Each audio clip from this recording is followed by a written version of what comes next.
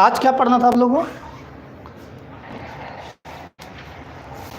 आज क्या पढ़ना था आप लोगों को? क्या था आज? मानव का कर्मकांड।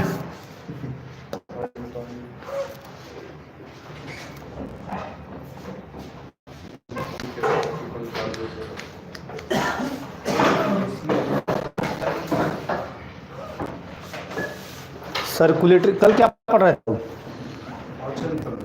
पाचन तंत्र में थे। पाचन तंत्र खत्म हो चुका था ना।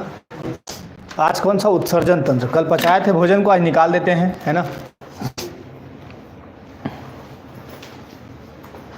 ध्यान तो आप होली पे नहीं गया है ना अभी? चला गया? क्यों? अरे कहानी सुना देंगे, टेंशन क्यों ले रहे? आज 2 कहानी मैंने सुनाने का किया है, मैं कहानी पक्का सुनाऊंगा, परेशान मत होइए। हाँ? बच्चे आपको इंतजार करते रहते हैं कहानी सुनने के लिए हैं?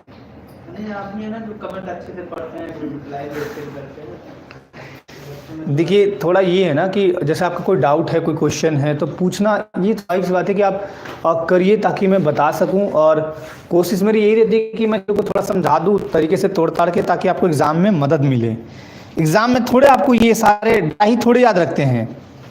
जैसे एग्ज़ाम में गए आप कुछ डाटा भूल गए तो कुछ बातें हो सकती है याद आए, है ना। कुछ बातें आपको वहाँ जाने के बाद याद आएंगे कि सर ने कहानी कहा था, या ऐसा बोला था, या ऐसा हुआ था, या ऐसा बताया था, बोर्ड में ऐसे समझाए थे, हमने कमेंट किया था, उसका जवाब ये आया था, है ना। इस टाइप से हो जाता है। तो कहानी सुनाएंगे, पहले हम लोग उत्सर्जन तंत्र पढ़ लेंगे, उसके बाद 2 कहानियां मैं आज सुनाऊंगा। वो आप निश्चिंत रहें, धैर्य रखें। तो क्लास स्टार्ट करें आज की। गुड आफ्टरनून सभी को। क्लास स्टार्ट करें? ठीक है। ये कैसे हो गया है थोड़ा इसका।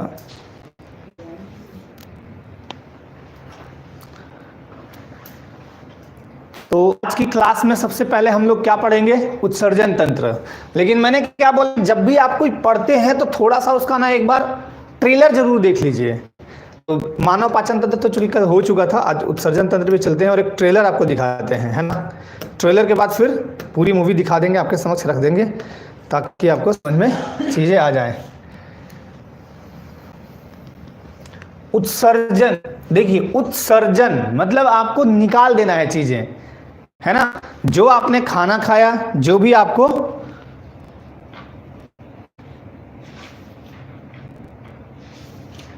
क्या है, क्या पूछा है प्रेक्षित, इन्होंने पूछा सर स्क्रीन दीजिए, एक बार फिर से आप बता दीजिए मुझे कि क्या पूछे, मैं समझा नहीं आपकी बात को। खैर, उत्सर्जन तंत्र, एक्सक्रीटरी सिस्टम आज पढ़ेंगे।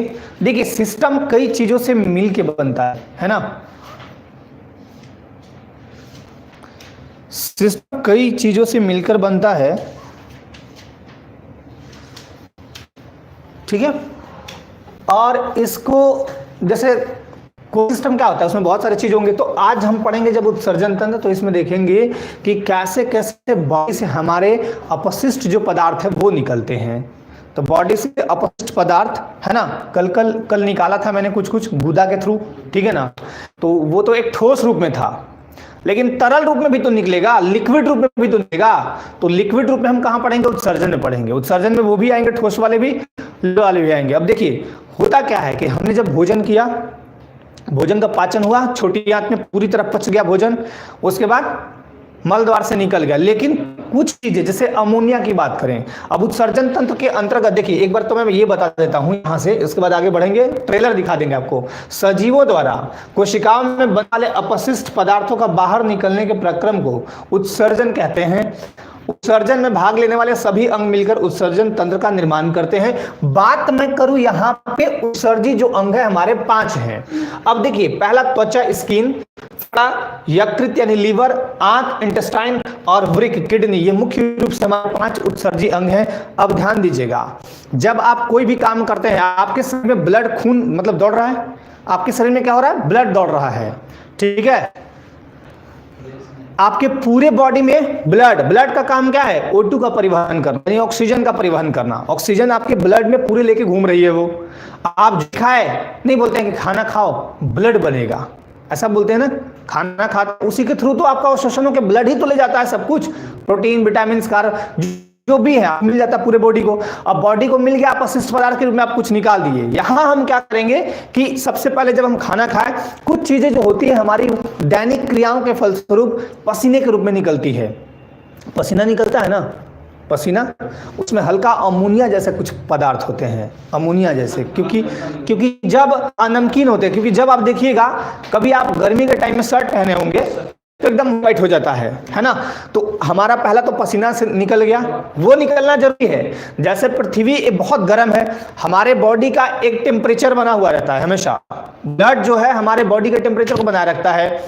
उसी तरह पृथ्वी का टेम्परेचर एक मतलब पृथ्वी का एक बहुत बड़ा टेम्परेचर है, उस टेम्परेचर को टाइम टू टाइम सुरक्षित रखने का काम ज्वालामुखी करता है। अगर ज्वालामुखी ना फूटे तो फिर वो अचानक विस्फोट हो जाएगा। तो हमारे बॉडी से पसीने के थ्रू निकल गया उत्सर्जी अंग, एक तो ये हो गया फेफड़ा। फेफड़ा काम क्या करता है, क्या निकलता है, कार्बन डाइऑक्साइड को निकाल के धकेल के भगाता है। आप एक बार खींचे, क्या आया, ऑक्सीजन, ऑक्सीजन आता है, सब कुछ आता है। फेफड़ा शुद्धिकरण किया और कार्बन डाइऑक्साइड को फेंक दिया बाहर। लीवर का काम क्या होता है, लीवर तो वैसे बहुत सारे काम करता है, लेकिन लीवर एक विशेष एंजाइम की सहायता से अमोनिया को किसमें बदलता है, यूरिया में बदलता है, और वही यूरिया यूरिन बन जाता है और फिर आपका मतलब मूत्र मार्ग से बाहर निकल जाता है। एक तो ये आंत के थ्रू आपका क्या होता है, अवशोषण होता है भोजन का, और टोटली क्या निकलता है, वेस्ट प्रोडक्ट जो होते हैं वो बाहर निकल जाते हैं। वृक्क ये बहुत इंपॉर्टेंट है उत्सर्जी अंग अगर पढ़ रहे हैं तो, क्योंकि यही करता है फिल्ट्रेशन का काम, छाननी जिसको बोलते हैं। इसकी इकाई यूनिट है नेफ्रॉन। नेफ्रॉन दुनिया भर के उसमें कितने हैं, दुनिया भर के 20 लाख मिलेंगे आपको। तो कहने का मतलब कि किडनी का काम क्या होता है, रक्त को छन्नी का काम करता है, और इसका बहुत बड़ा काम भी होता है। तो उत्सर्जन तंत्र में मुख्य रूप से हम लोग को यही पढ़ना है, और इसमें कहीं कुछ नहीं है। कभी कभी क्या होता है कि वृक्क खराब हो जाता है, डायलिसिस समझते हैं ना, डायलिसिस जिसको बोलते हैं अपोहन, तो वो खराब होता है या इस पे चोट लग जाता है या कभी खराब हो गया तो डायलिसिस वाला प्रोसेस किया जाता है। कुछ इससे प्रॉब्लम्स भी बढ़ेंगे, है ना, उत्सर्जी अंग जो हैं इनमें कुछ प्रॉब्लम्स भी आती हैं, उनके बारे में भी थोड़ा देख लेंगे। अब इसी को पूरा विस्तृत रूप में आप पढ़ना है, ठीक है, इसी को क्या पढ़ना है, विस्तृत रूप में पढ़ना है। इमल्सीकरण, अच्छा इमल्सीकरण पूछ रहे थे आप, इमल्सीकरण क्या होता है। इमल्सीकरण का मतलब देखिए सिंपल मैं बता दूं एक लाइन में आपको, इमल्सीकरण का मतलब होता है किसी बड़े अणु को छोटे अणु में तोड़ देना, वही है इमल्सीकरण। जैसे वसा का इमल्सीकरण पढ़े थे ना, वसा का इमल्सीकरण जो पढ़े थे उसमें क्या था, बड़े अणु छोटे अणु में टूट जाते हैं, यही है इमल्सीकरण। एक तरह से पाचन प्रक्रिया में बहुत महत्वपूर्ण रोल होता है। चलिए आपको ये प्रक्षिप्त इनका था। अब आइए, मानव के उत्सर्जन मुख्य रूप से 5 है, एक एक करके हम लोग लिखेंगे, लेकिन यहाँ पे आपको ये याद रखना है कि कौन से जंतु का कौन सा उत्सर्जन अंग होता है, मेन अंग कौन सा होता है। जैसे अगर मानव में बोले हम, अब ध्यानपूर्वक क्लास को सुनिए, बीच में पूछिएगा मैं बता दूंगा, अब ध्यानपूर्वक सुनना है आपको। मानव मतलब जितने भी जंतु है, जीव जंतु हैं, है ना, जितने भी जीव जंतु हैं का एक मेन उत्सर्जी अंग होगा। जैसे मानव में बोले तो हम 5 उत्सर्जी अंग मैंने आपको बताया कि ऊपर के स्लाइड में देख लीजिए, स्किन, लंग, लीवर, इंटेस्टाइन और किडनी, ये बताया था आपको 5 प्रकार के। लेकिन इसमें एक मेन होगा, हेड यही होगा, हेड बॉस किडनी होगा। अब यहाँ पे देखिए मानव में जो प्रमुख उत्सर्जी अंग होगा, मुख्य उत्सर्जी अंग होगा, वो कौन सा होगा, किडनी यानी वृक्क, ठीक। मछली में कौन सा होगा, क्लोम या गिल। आर्थ्रोपोडा, आर्थ्रोपोडा में कौन कौन सा आता है, देखिए ये बहुत इंपॉर्टेंट है, पूछा जाता है आपसे। जानते हैं आयोग कभी ये नहीं पूछेगा कि बताओ मनुष्य का मुख्य उत्सर्जी, उसको पता है कि ये सब पढ़ के बैठा हुआ है। आमतौर पे आयोग जो है, ठीक है, उत्सर्जी पूछना है आपको क्वेश्चन के रूप में, तो आयोग क्या पूछेगी, आयोग अब अगर हमको हिंदी का क्वेश्चन दे दिया जाए सेट करने के लिए, बायो का क्वेश्चन दे दिया जाए, तो हम तो ये कभी नहीं पूछेंगे कि जीव विज्ञान का पिता कौन है बताइए, ये तो सबको जानता है ना। या तो ये नहीं पूछेंगे कि मानव शरीर का रक्त दाब कैसे करते हैं, सिंपल क्वेश्चन तो डालेंगे नहीं, हम तो कुछ सोच के डालेंगे ना। हिंदी में पूछना तो संज्ञा के भेद पूछेंगे, या दे देंगे बताओ भाई ये मूंछ कौन सा संज्ञा का प्रकार में आता है, थोड़ा सा ट्विस्ट करके। और आजकल के आयोग जो है बहुत तेज है, थोड़ा शार्प माइंडेड है, तो आपको भी उतना होना चाहिए। अब ध्यान दीजिएगा, आर्थ्रोपोडा में कौन कौन जीव आते हैं, कीट आते हैं, मकड़ी आते हैं, तितली आते हैं, कॉकरोच। कॉकरोच ध्यान दीजिएगा, कॉकरोच समझते हैं ना, अरे हाँ, घर में आपका बहुत सारा कॉकरोच, छोटा छोटा इतना बड़ा बड़ा होता है कॉकरोच, उसमें ब्लड जो होता है ना व्हाइट होता है, रेड नहीं होता है कॉकरोच में, मार के मारना नहीं है, मतलब मैं बता दे रहा हूँ कि तो काले हैं सर, मोटे और वो। उससे क्या मतलब है, हम काले हैं तो क्या हुआ, दिल वाले हैं, सुने हैं ना, तो आदमी का ब्लड लाल नहीं होगा, ऐसा थोड़े है। काकरोच, मच्छर, बिच्छू, ये सब होते हैं आर्थ्रोपोडा में। इनका जो मुख्य उत्सर्जी अंग है वो मैलपीगी नलिकाएं। आर्थ्रोपोडा में कौन सा है, तो मैलपीगी नलिकाएं। इसमें आते हैं मुख्य रूप से कीट, मकड़ी, तितली, कॉकरोच, मच्छर, बिच्छू, ये हो गए। केंचुआ और जोंक में वृक्कक, ये वृक्क नहीं है, वृक्कक ये बोलेंगे, ठीक। जोंक जो मतलब जमीन के भीतर होता है, जोंक। अरे पानी में, हाँ, जमीन के भीतर होता है, पानी में भी होता है जोंक। जोंक कई प्रकार के होते हैं, जंगल में भी जोंक मिलेंगे, तो जोंकों के कई होता है सर, भैंस वगैरह को नहाने जाओ तो वो लग पकड़ लेता है। हाँ हाँ हाँ हाँ, खून वगैरह इतना उनमें हो जाता है, फिर उनको बिल्कुल बिल्कुल, और उनको खींचेगा तो एकदम लंबे हो जाएंगे ऐसे, ठीक है, वेरी गुड। अमीबा, अमीबा में होगा आपका शरीर की त्वचा और रिक्तिका, ये है उत्सर्जी प्रमुख अंग इनके, तो ये आपको याद रख लेने हैं। आर्थ्रोपोडा में मैलपीगी नलिकाएं, केंचुआ और जोंक में वृक्कक। केंचुआ पूछा जाता है, केंचुआ को क्या बोलते हैं, किसान का मित्र भी कहा जाता है। चलिए वेरी गुड।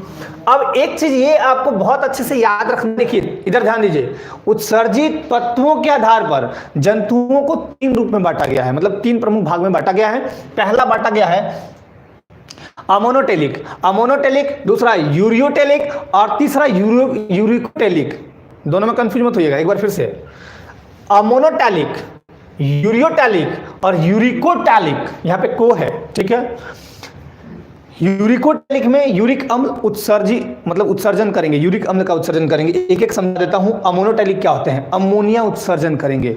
मनुष्य जो है वो अमोनिया का उत्सर्जन डायरेक्ट नहीं करता है, नहीं करता है, वो तो यूरिन निकालता है, मतलब ठीक है ना। अमोनिया का उत्सर्जन करने वाले जो जीव होंगे,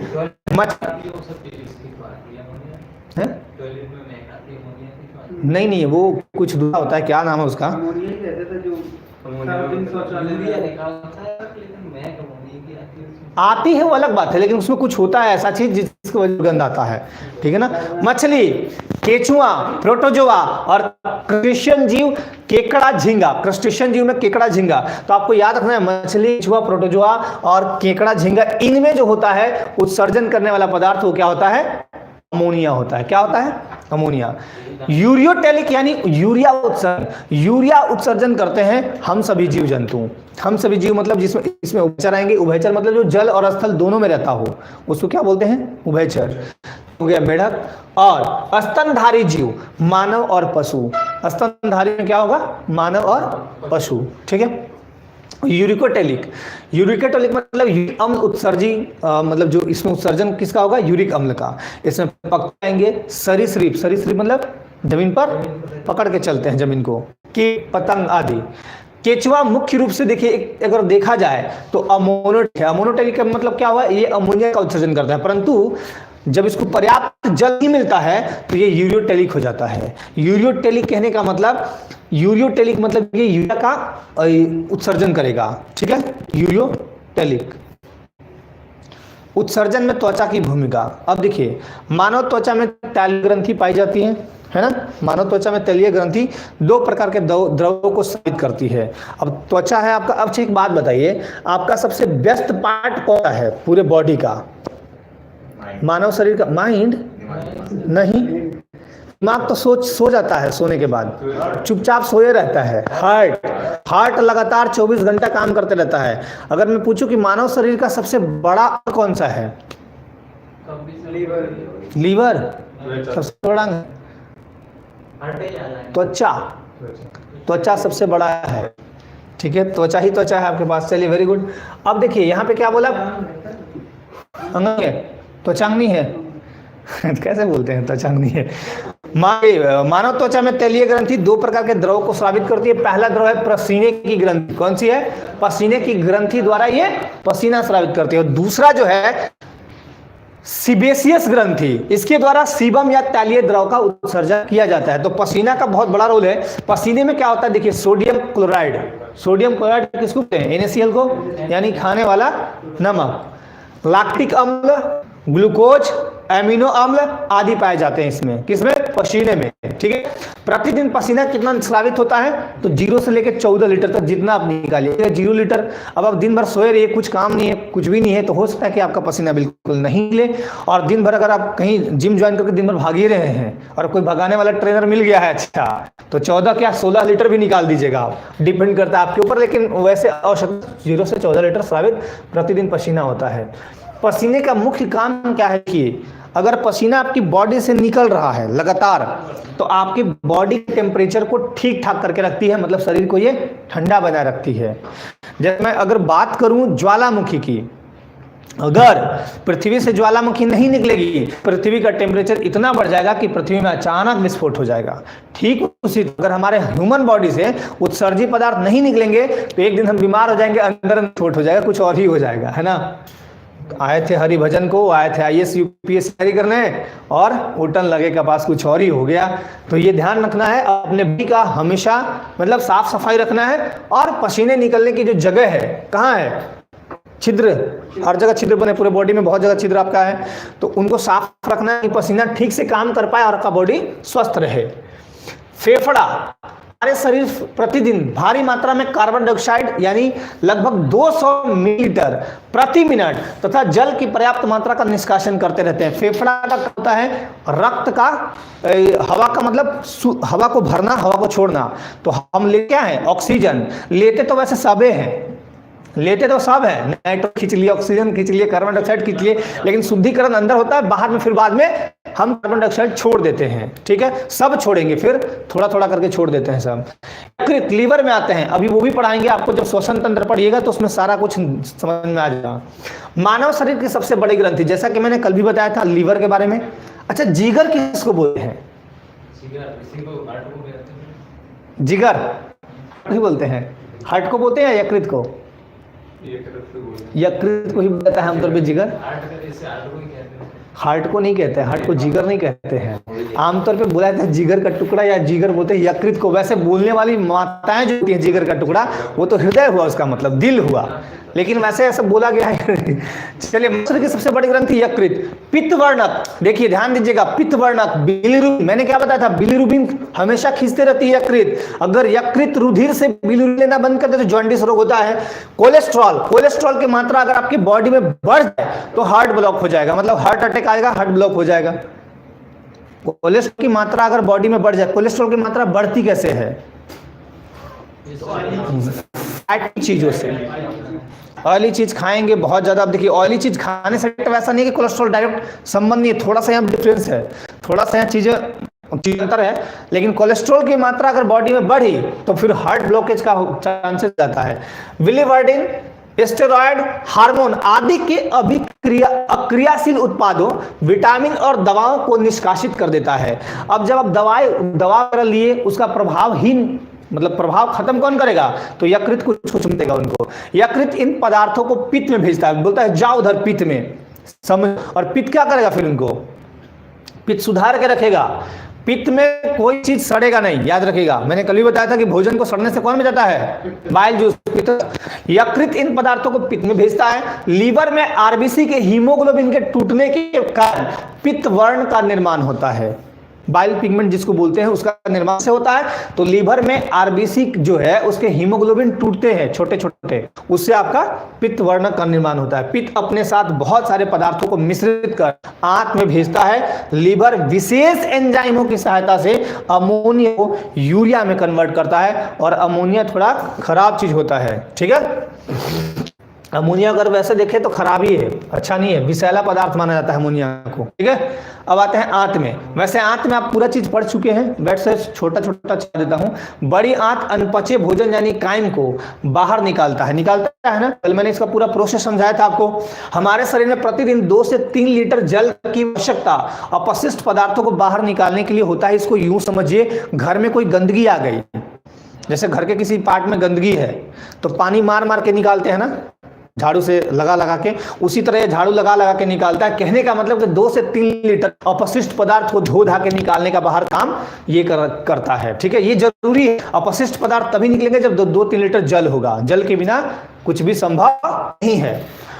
मानव रक्त में उपस्थित हानिकारक पदार्थों को छानकर शरीर से बाहर निकालने के लिए बहुत से अंग हैं, ठीक है, जो उत्सर्जन तंत्र बनाते हैं। मनुष्य के प्रमुख उत्सर्जी जो हैं, अब ध्यान दीजिएगा, यही मैंने बोला किडनी के बारे में बोला था। अब ये मेन फंक्शन आपको यहां पढ़ने हैं। वो तो हो गया, चलिए छोटी मोटी बातें थी, छोटी छोटी चीजें थी, वो आपको एग्जाम पर्पस से अगर देखा जाए तो बहुत ज्यादा इंपॉर्टेंट वो नहीं था उत्सर्जन अंग में, जो जितना ये है, क्योंकि क्वेश्चन सबसे ज्यादा यहीं से पूछे जाते हैं। ठीक, अब यहां पे देखिए 4 चीजों को दिखाया गया है। पहला, एक जोड़ी सेम के आकार का वृक्क यानी किडनी। सेम देखे ना, बड़ा वाला, थोड़ा एकदम छोटा नहीं, थोड़ा बड़ा ही होता है, इतना बड़ा बड़ा सेम, उसी का क्या होता है किडनी, उसी के आसपास मान लीजिए, है ना।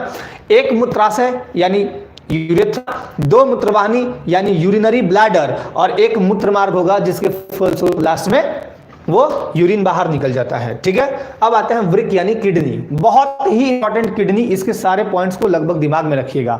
ठीक है, मुख्य उत्सर्जी अंग कौन सा है? वृक्क। यह सेम के आकार का गहरा भूरा लाल रंग का होता है। अभी मैं फोटो दिखाऊंगा, कैसा होगा?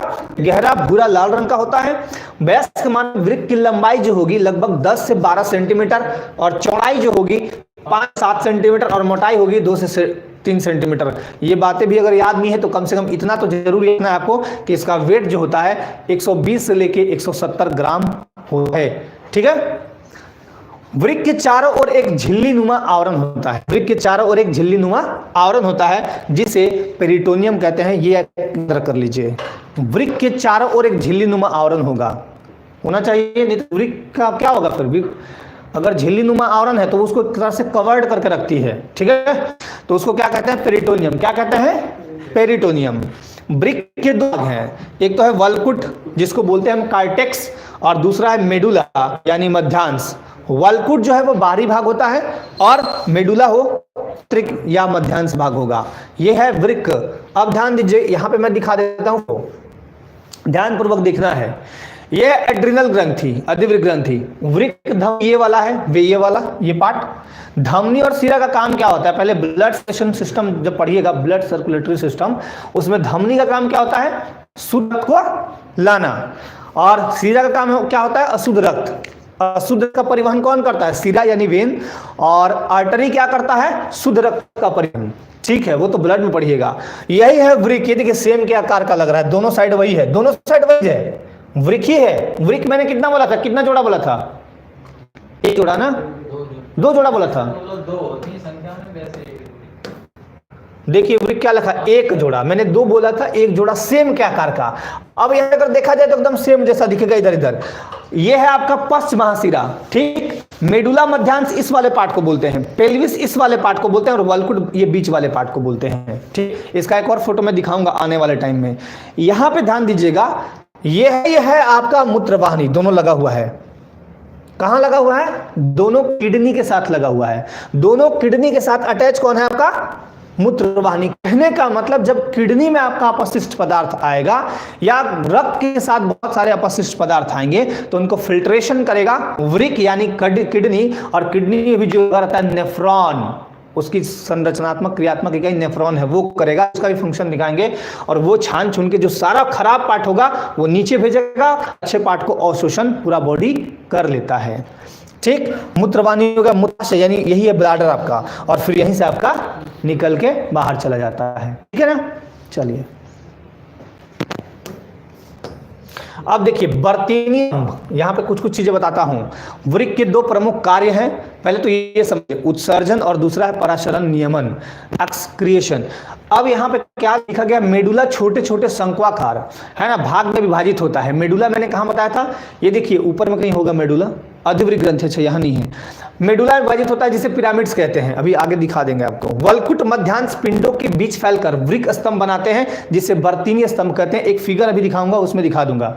और अगर इसका एक देखिएगा तो बहुत बड़ा फंक्शन होता है, कैसे कैसे बनता है, उसका एक बहुत बड़ा जाल होता है। खैर उतना तो आपको नहीं जाना अंदर। अब आते हैं उत्सर्जन समझ लीजिए, और पराशरण नियमन किसको कहते हैं। वृक्क के 2 काम है, कौन कौन? उत्सर्जन और पराशरण नियमन।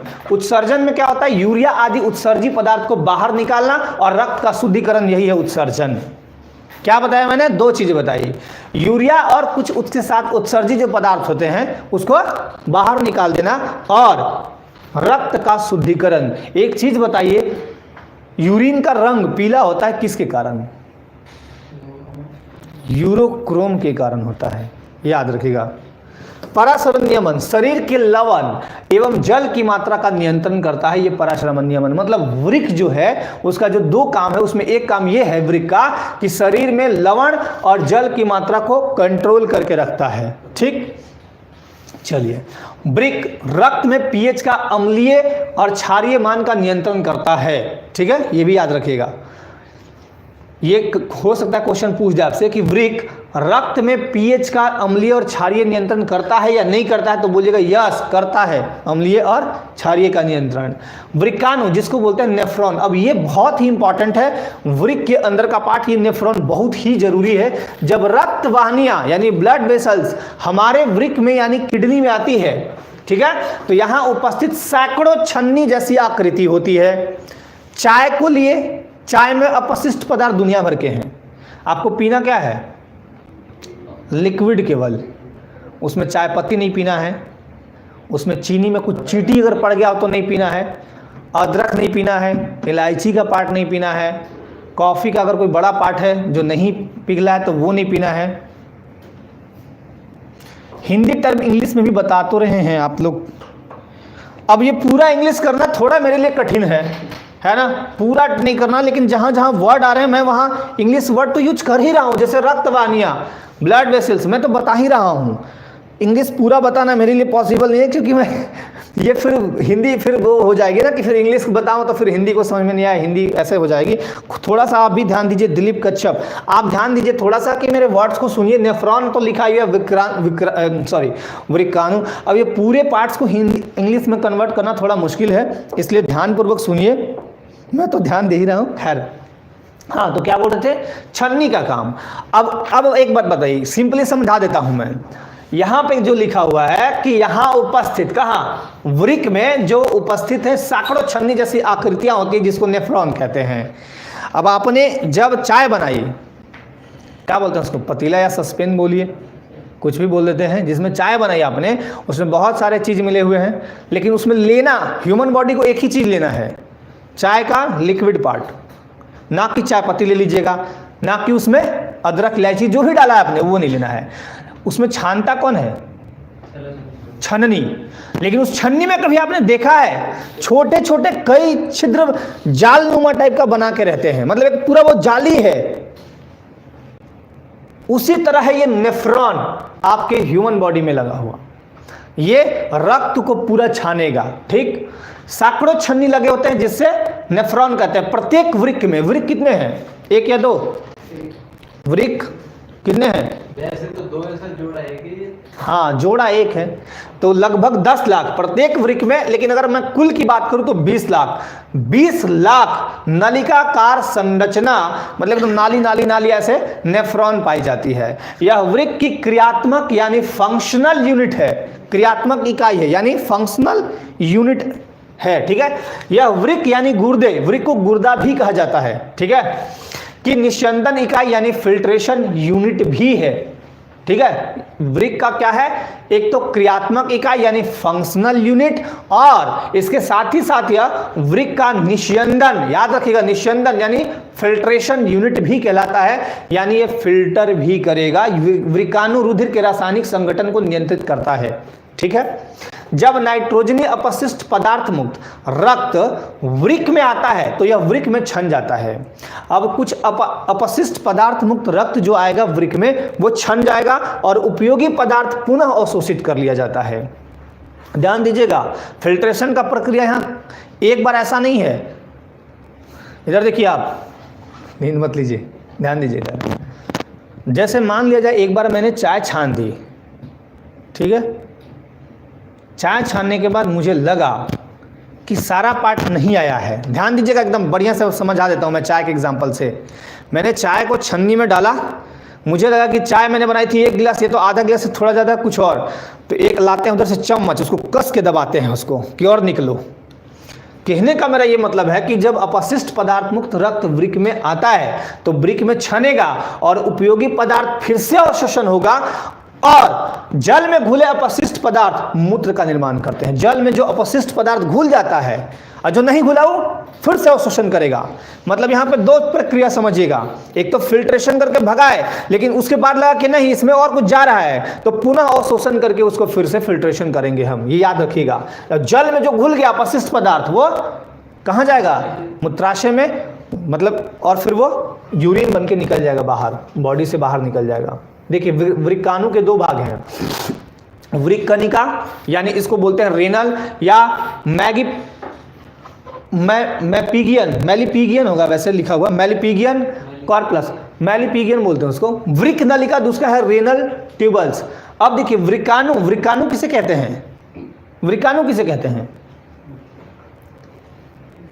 वृक्काणु किसे कहते हैं? बताइए जरा आप लोग, वृक्काणु किसे कहते हैं? अभी आप हिंदी वर्ड दिया, मैं फंस गया। आप वृक्काणु किसे कहेंगे? अब बताइए, इतने देर से क्या सुन रहे थे आप लोग? वृक्काणु किसे कहते हैं? ये लोग भी नहीं सुन रहे।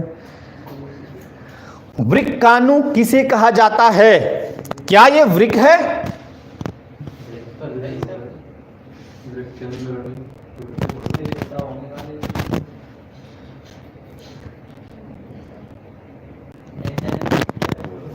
हाँ गुड, जिनका भी ये जवाब आया, दिलीप कच्छप, गीतू मिश्रा, बहुत ही बढ़िया। अरे वृक्काणु तो उसी को बोलते हैं ना, नेफ्रॉन को। मैंने हिंदी क्या लिख दिया, आप गड़बड़ हो गए। अभी ब्लड में चलिए, ब्लड में कई हिंदी वाले वर्ड मिलेंगे। तो मैं क्या बोला, हमेशा बोला कि आप इस चीज को ध्यान रखिएगा। अब देखिए यहाँ पे पहला मैंने क्या बताया था, वृक्कणिका, जिसको क्या बोलते हैं? मैलिपिगियन कार्पोसल। और दूसरा मैंने क्या बताया था? वृक्क नलिका यानी रेनल ट्यूबल्स। अब यहां पे देखिए ये लिखा हुआ है आपका, यही है मूत्रवाहिनी। ये तो दिख रहा है इनको,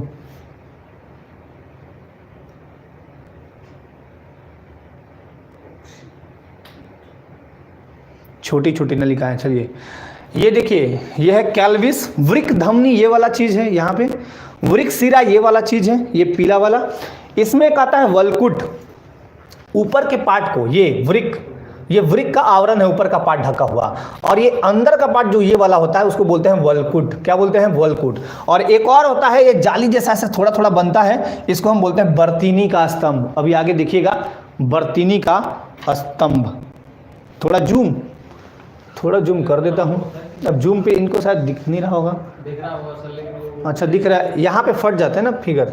खैर कोई नहीं, चलिए अब देखिए यहाँ पे वृक्कणिका या मैलिपिगियन कार्पसल, इसके भी दो पार्ट होंगे और ये बहुत इंपॉर्टेंट है।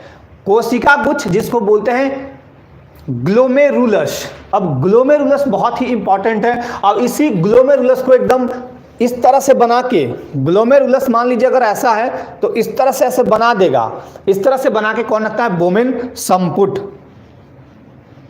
देखिए एक चीज मैं बता देता हूं, जितने भी कैंडिडेट इनको इस वीडियो को देख रहे हो, टफ लगना न लगना ये आपके माइंड के ऊपर डिपेंड करता है। आप एक बार मानते हैं चीज़ों को, टफ हो जाएगा, नहीं मानते हैं आसान रहेगा। अब यहाँ पे कुछ बच्चे ऐसे हैं जो एकदम प्योर इंग्लिश मीडियम के हैं, तो उनको हिंदी वाले वर्ड एकदम अटपटे लगेंगे। कुछ बच्चे जो हैं वो हिंदी के हैं लेकिन वो प्योर हिंदी नहीं है, उनको भी हिंदी वाले वर्ड अटपटे लगेंगे। इंग्लिश तो लगेगा ही लगेगा, इंग्लिश तो पचना ही नहीं है। और कुछ बच्चे जो हैं इंग्लिश हिंदी दोनों है तो थोड़ा थोड़ा वो समझ रहे हैं, लेकिन कुछ वर्ड यहाँ ऐसे भी हैं जो बिल्कुल पहली बार आप सुन रहे हैं, याद जरूर कर लेने हैं। एग्जाम में ये नहीं पूछेगा आपसे कि बताओ भाई आप इंग्लिश मीडियम के हो या आप हिंदी मीडियम के हो, मैं आपके अकॉर्डिंग वर्ड्स को रख दूं। वहां अपने आप से रखे जाते हैं। मैं आपको क्या कर रहा हूं, टफ से टफ सिचुएशंस दिखा रहा हूं ताकि आपका निर्माण ऐसा हो कि कल के डेट में आपको बायो में जो वर्ड्स हो या फिर डाटा हो उससे दिक्कत नहीं हो आपको। तो आपकी भलाई के लिए भाई बता रहा हूं, है ना। चलिए हिंदी मीडियम वाले हैं, ठीक है, अच्छी बात है। तो ग्लोमेरुलस कुछ ऐसे इस तरह से जाल जैसा रहेगा और उसको एकदम ढकनी जैसा ऐसे बना कर रखेगा, ऐसे उसी में जाली जैसा बना के कौन रखता है? बोमेन संपुट। मैं इसका पूरा फंक्शन तो नहीं दिखा रहा हूं क्योंकि ये बहुत अंदर का चीज फिर हो जाएगा। कोशिका गुच्छ या ग्लोमेरुलस, अब इसको देखिएगा क्या है ये। ग्लोमेरुलस में नलिकाओं का जाल होता है। क्या होता है? नलिकाओं का जाल होगा, और यह अभिवाही और अपवाही धमनिका से मिलकर बना होता है। अब यहाँ पे दो चीज आता है कि ठीक है, ग्लोमेरुलस जो होगा वो नलिकाओं का जाल होता है, लेकिन ये बना किससे होगा? तो अभिवाही और अपवाही धमनिका। अब अभिवाही धमनिका किसको बोलते हैं और अपवाही धमनिका किसको बोलते हैं, ये समझ लीजिए। पार हो रहा है ऊपर ऊपर? दर्द हो रहा है? पढ़ने में होता है दर्द। देखिए, जो मेहनत करते हैं, सही सी बात है, जो मेहनत करेंगे, दिन रात कठिन परिश्रम करेंगे, उनके 208 हड्डी दर्द देते हैं। ये मैं आपको सही से बता देता हूं, है ना। तो कोई बात नहीं, देने दीजिए। या अभी कहानी सुनाएंगे, सब दर्द ठीक भाग जाएगा, टेंशन मत लीजिए। यह कोशिका गुच्छ, जिसको क्या बोलते हैं? ग्लोमेरुलस, में रक्त को ले जाता है। ध्यान से देखिएगा, इसका इंपॉर्टेंट काम पूछ देगा अंदर से घुस के क्वेश्चन कि बताइए कोशिका गुच्छ में रक्त को ले जाने का काम कौन करता है? क्योंकि अगर ये नहीं जाएगा तो फिर ब्लड का फिल्ट्रेशन होगा ही नहीं। समझ रहे हैं? जो निकलना है बाहर, यूरिन निकलना है बाहर ना, तो पहले फिल्ट्रेशन होगा ना। ये अंदर का पार्ट है, मतलब ये एकदम कहा जाए कि ये फिर जैसे अभिवाही का मतलब क्या होता है? अभिवाही का मतलब ले जाना, अंदर आने वाली और अपवाही बाहर ले जाने वाली। Very good. अभिवाही मतलब अंदर ले जाने वाली। तो यह कोशिका गुच्छ में रक्त को ले जाता है, और इसको समझिए, अपवाही धमनिका, इफरेंट आर्टेरियोल, यह कोशिका गुच्छ से रक्त को एकत्रित करके ले जाती है। एक जो है वो कोशिका गुच्छ तक रक्त को लाती है, और ये क्या करती है? कोशिका गुच्छ यानी ग्लोमेरुलस से रक्त को एकत्रित करके ले जाती है। बोमेन संपुट समझ लीजिए, यह 2 लेयर की छोटी आकार की संरचना है जो चपटी सेल के द्वारा लेयर्ड होती है। ठीक है, बोमेन संपुट। अभी मैंने आपको एक चीज बताया भी था, कहाँ गया? बोमेन संपुट। बोमेन संपुट का काम है ग्लोमेरुलस को ऐसे इस तरह से, मतलब बास्केट जैसा ढक के ऐसे, उसी में फिर ग्लोमेरुलस ऐसे ऐसे करके निकलता है, ऐसे कुछ इस तरह से ऐसे जाल बनाते हुए। और ये बहुत अंदर प्रोसेस है इसका, अगर देखेंगे तो बहुत इंटरनल प्रोसेस हो जाएगा। वृक्क नलिकाएं देखिए, दूसरा पार्ट। वृक्क नलिकाएं के मुख्यतः 3 पार्ट, वृक्क नलिकाओं के 3 पार्ट। पहला समीपस्थ कुंडलित नलिका, दूसरा हेनले का लूप, और तीसरा दूरस्थ कुंडलित नलिका। ये अगर पढ़िएगा तो ये और भी बहुत है, लेकिन अगर आपसे ये कभी पूछ दिया जाए कि हेनले का लूप कहाँ मिलता है, तो क्या बोलेंगे? वृक्क नलिकाओं में। वृक्क नलिका कहाँ मिलता है? वृक्क में, किडनी ने नेफ्रॉन बोलिए, हाँ वृक्क बोले तो चलिए बात आ गया, वहाँ तक तो पहुँच ही गया आप। वृक्क के अंदर पूछेगा तो इंटरनल बात। अब आता है मूत्रण, है ना।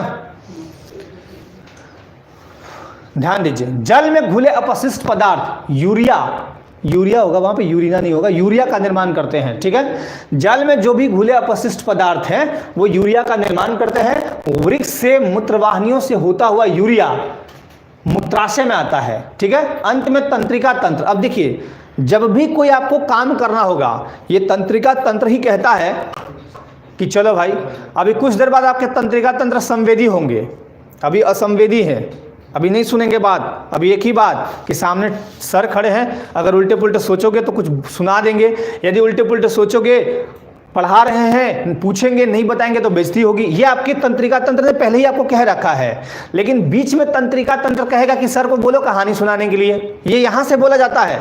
तंत्रिका तंत्र ही आपको कहती है, तो तंत्रिका तंत्र ही कहेगा कि चलो भाई यूरिन निकाल दो तुम।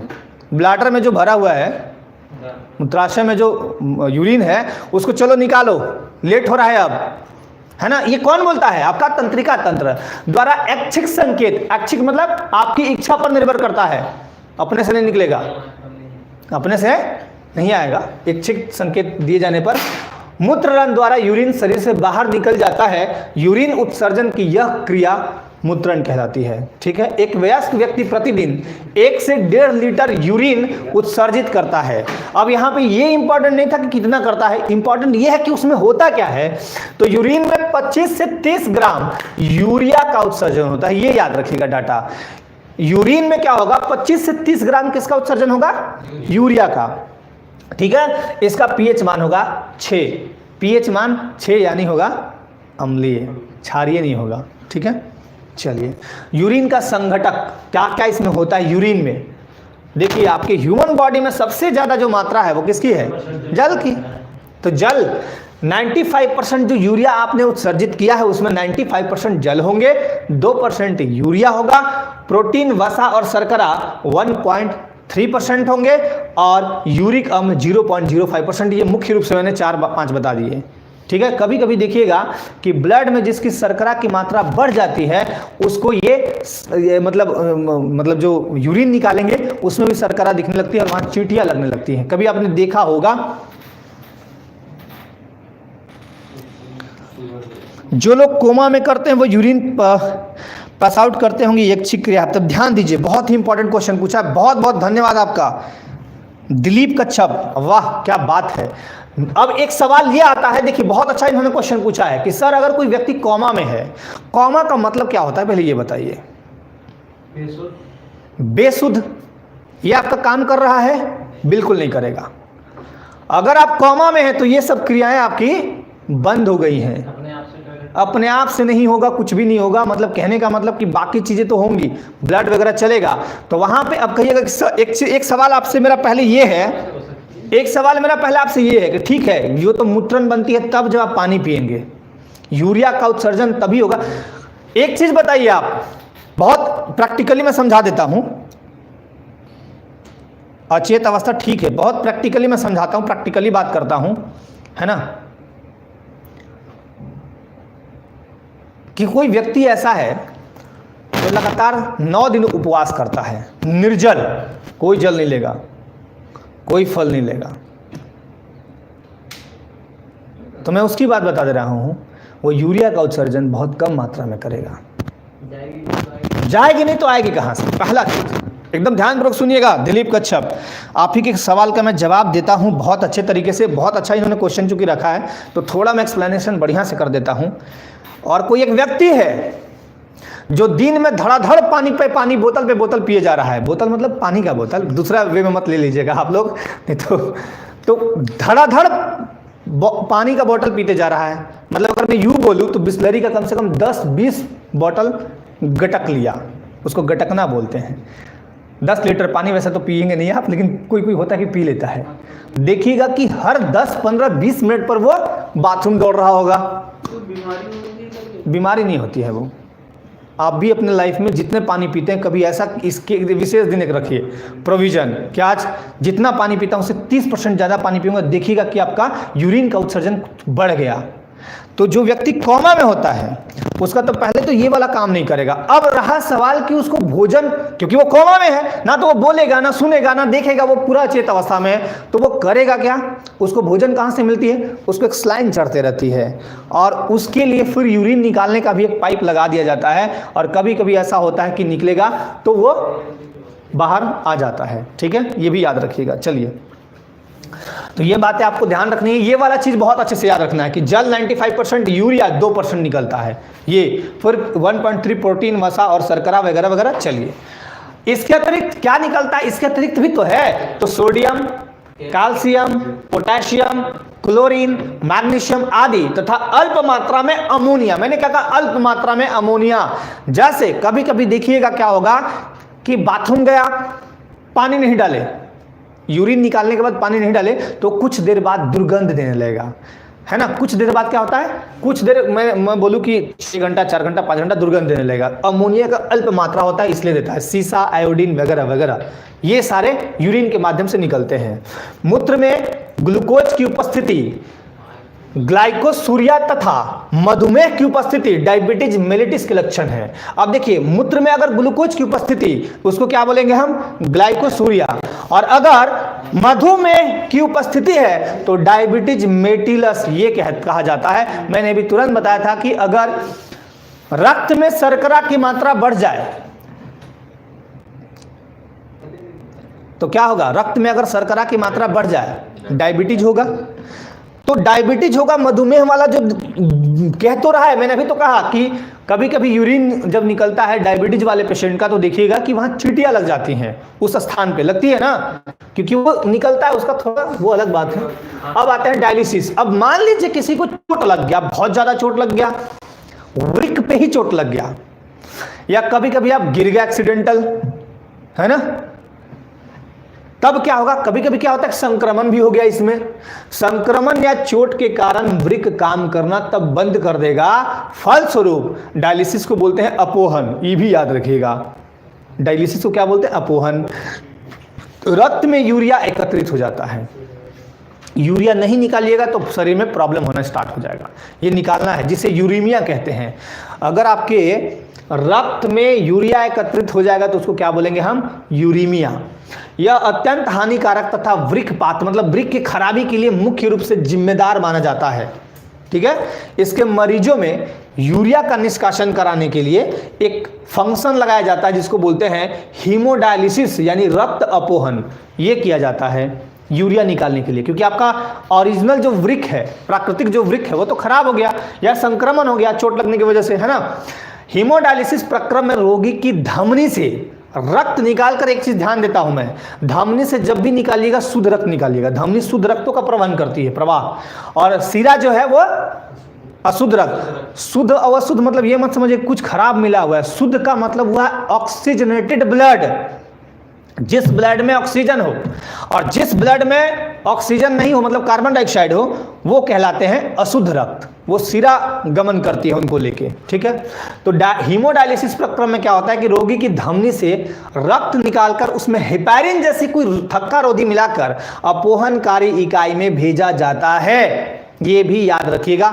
मैं 3-4 बातें यहाँ पे भी कर देता हूँ क्लियर। मेरे ख्याल से मुझे एक बात याद आया, पता नहीं ऐसा बोला है मैंने नहीं, लेकिन मुझे ऐसा लगा, आप ही लोग बता दीजिए। कल मैंने आपको इसके बारे में क्या बताया था, हिपैरिन के बारे में, हिपैरिन के बारे में कुछ तो मैंने आपको बताया था।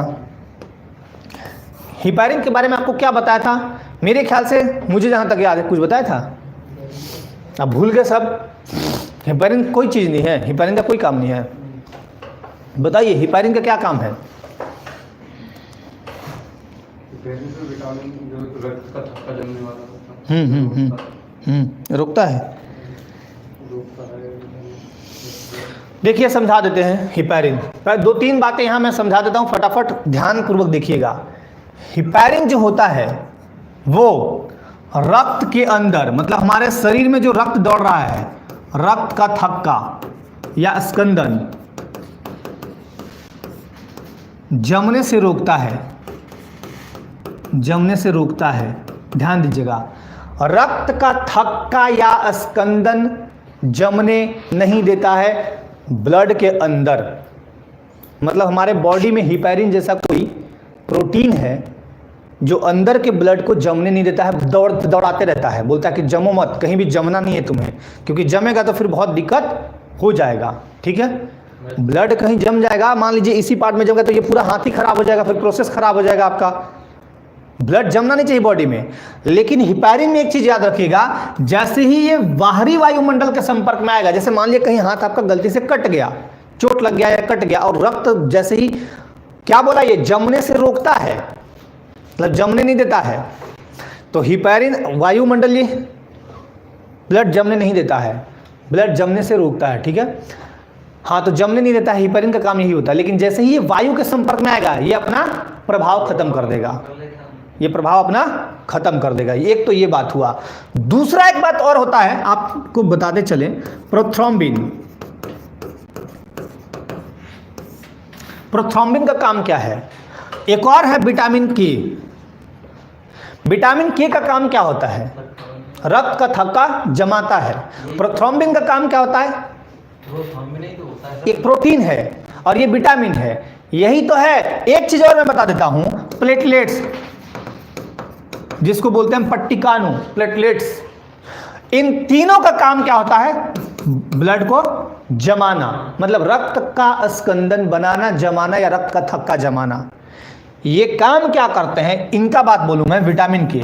जैसे मान लीजिए विटामिन के या प्रोथ्रोम्बिन की बात मैं करूं, सिंपल बता देता हूं। हाँ, कोगुलेशन, ठीक है, बहुत अच्छी बात है, ब्लड जमने नहीं देता है, okay. Coagulation agents, very good. मैं अगर बात करूं कि जैसे मान लिया जाए मेरे हाथ में यहाँ अचानक किसी चीज़ से कट गया, ब्लड निकलते रहेगा, ब्लड तब तक निकलेगा। और मान लीजिए मैं इसको थोड़ी देर के लिए पकड़ लिया, पकड़ने के बाद ये जमना चाहिए ना, रुक जाना चाहिए।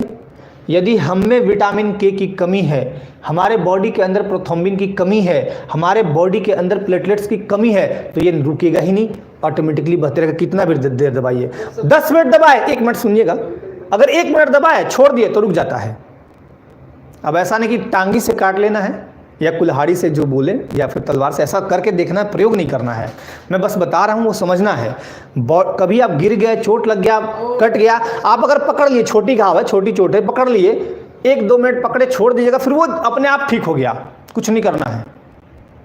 लेकिन अगर आपने ये चीज कम रहेगा, यानी विटामिन के की कमी है, तो वो कितना भी देर रोकिए, 10 मिनट रोकिए, 11वें मिनट में खोलिएगा, फिर वो चालू हो जाएगा।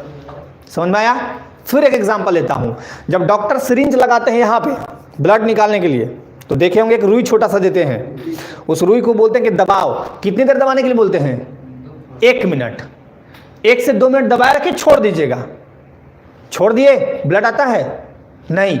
ये विटामिन के हमारे बॉडी में होता है, इसलिए ये रक्त का थक्का जमाता है बाहर, बॉडी के बाहर। ये कहाँ जमने से रोकेगा? अंदर जमने से रोक देगा, अंदर जमने नहीं देगा, बोलेगा चलते रहो। कौन? हिपैरिन। तो ये 3-4 बातें याद रखेगा। प्लेटलेट्स का काम होता है रक्त का थक्का जमने में मदद करना, और दूसरा काम होता है प्लेटलेट्स का कि हमारे बॉडी को पूरा संक्रमण से बचाए रखता है। ठीक है, चलिए अब आते हैं किडनी स्टोन की बात करते हैं। किडनी स्टोन कई लोगों को हो जाता है। क्यों होता है किडनी स्टोन? यूरिक अम्ल, कैल्शियम ऑक्सलेट और कैल्शियम फॉस्फेट के कारण ये किडनी में पथरी बन जाता है। ठीक है, चलिए आगे देते हैं।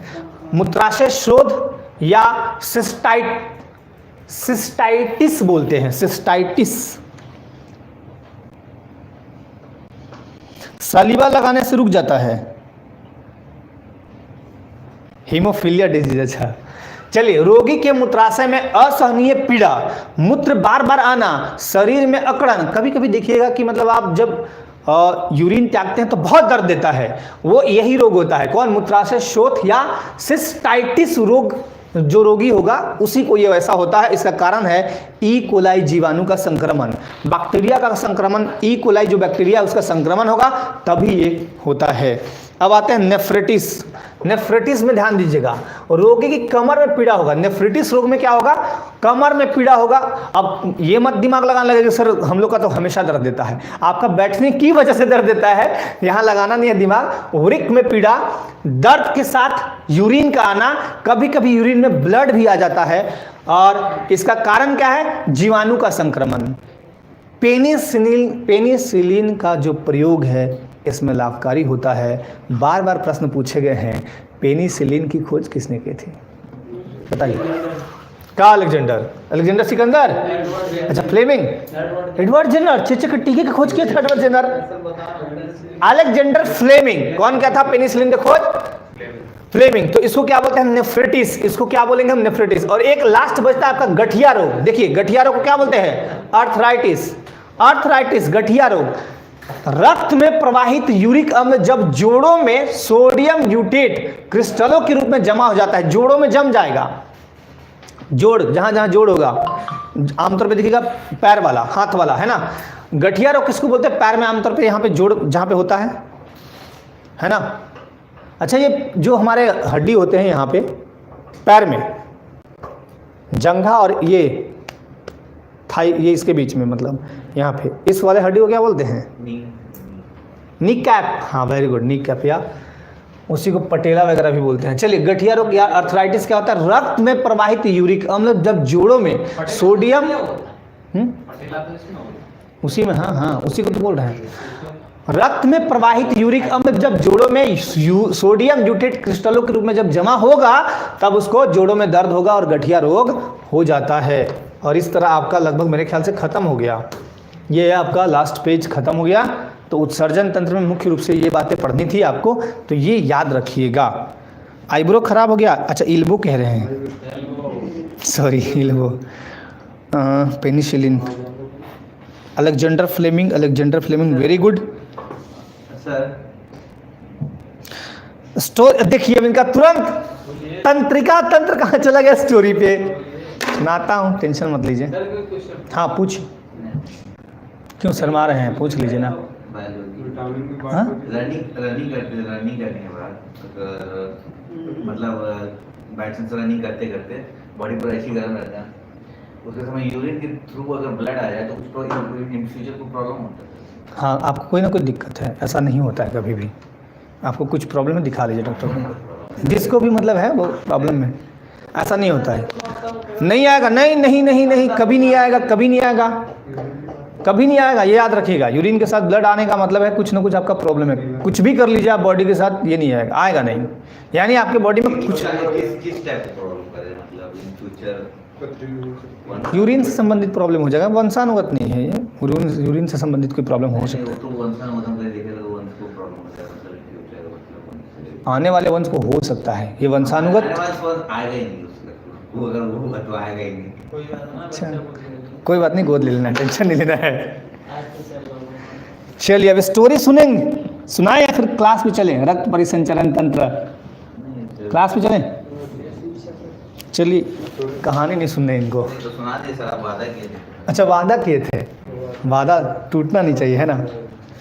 चलिए सुन लीजिए कहानी, वादा नहीं टूटना चाहिए, तो बहुत दिक्कत हो जाएगा। स्टार्ट करता हूँ कहानी, ध्यानपूर्वक सुनिएगा। और आज मैं बताता हूँ कि अनुभव क्या चीज़, सुनिए, हला नहीं कीजिए। आज कहानी सुनिए, अनुभव क्या चीज़ होती है। अनुभव भी एक बहुत बड़ी चीज़ होती है लाइफ में। अगर आप कहीं भी चले जाइए, है ना, बिल्कुल मैं सुना रहा हूँ, 2 स्टोरी का वादा किया था मैंने, वो सुनाऊंगा, ऐसे नहीं कर सकते हैं आप। सुना रहा हूँ, टेंशन मत लीजिए। वादा नहीं तोड़ते हम, कभी किसी का वादा नहीं तोड़े आज तक, आपका भी नहीं तोड़ेंगे, ज़रूर सुना देंगे। सुनिए कहानी ध्यानपूर्वक। देखिए, लाइफ में हमेशा एक चीज़ याद रखिएगा, जो अनुभवी व्यक्ति होते हैं, चाहे वो आपके रिलेटिव हों या कोई और, है ना, तो उनका एक बहुत बड़ा रोल होता है। जैसे अगर बोले घर की ऊपर की छत, घर की ऊपरी छत कितनी भी चमकदार, कितनी भी सुंदर है, टिकी तो पिलर पे ही होती है। यानी नींव बोलिए या पिलर बोल दीजिए आप, नींव तो नीचे ही होता है, नींव या पिलर बोलिए आप, मैं दोनों मानता हूँ एक ही चीज़। पिलर तो ऊपर हो गया, तो पिलर मानिए या नींव मानिए, अलग बात है। तो मैं आज उसी से संबंधित एक कहानी सुनाता हूँ आपको, ठीक है। एक बार की बात है, 2 प्रेमी प्रेमिका थे और दोनों में बहुत घनिष्ठ प्यार था, दोनों एक दूसरे को बहुत चाहते थे, है ना। तो चाहत इतनी बढ़ गई कि दोनों के घर वाले बात करने लगे शादी कराने को। लड़का को बुलाया गया, प्रेयसी जो है यानी प्रेमिका जो है प्रेमी के घर वालों को बुलाती है। पहले तो लड़का को बुलाया जाता है, घर वालों से मिलके फिर लड़का को बुलाया जाता है। लड़का आता है, ससुर जी से मिलता है, मतलब लड़की के फादर होने वाले अपने ससुर से मिलता है। तो वो ये कहते हैं कि शादी तो करेंगे, लेकिन एक विशेष शर्त है। लड़का बोला ठीक है, मैं इसके लिए तो कोई भी शर्त मान लूँगा, आसमान तोड़ लाऊंगा, तारे तोड़ लाऊंगा, कुछ भी कर लूँगा, है ना। अच्छा, होता है ऐसा। लड़की बहुत खुश होती है, लड़का भी खुश होता है कि चलो भाई शादी के लिए राजी हो गए हैं। अब बात बढ़ती है आगे, पूछा जाता है, लड़का पूछता कि शर्त क्या है, तो कहता है कि ठीक है, शादी का डेट नियत मैं मतलब नियत डेट पे ही करूँगा।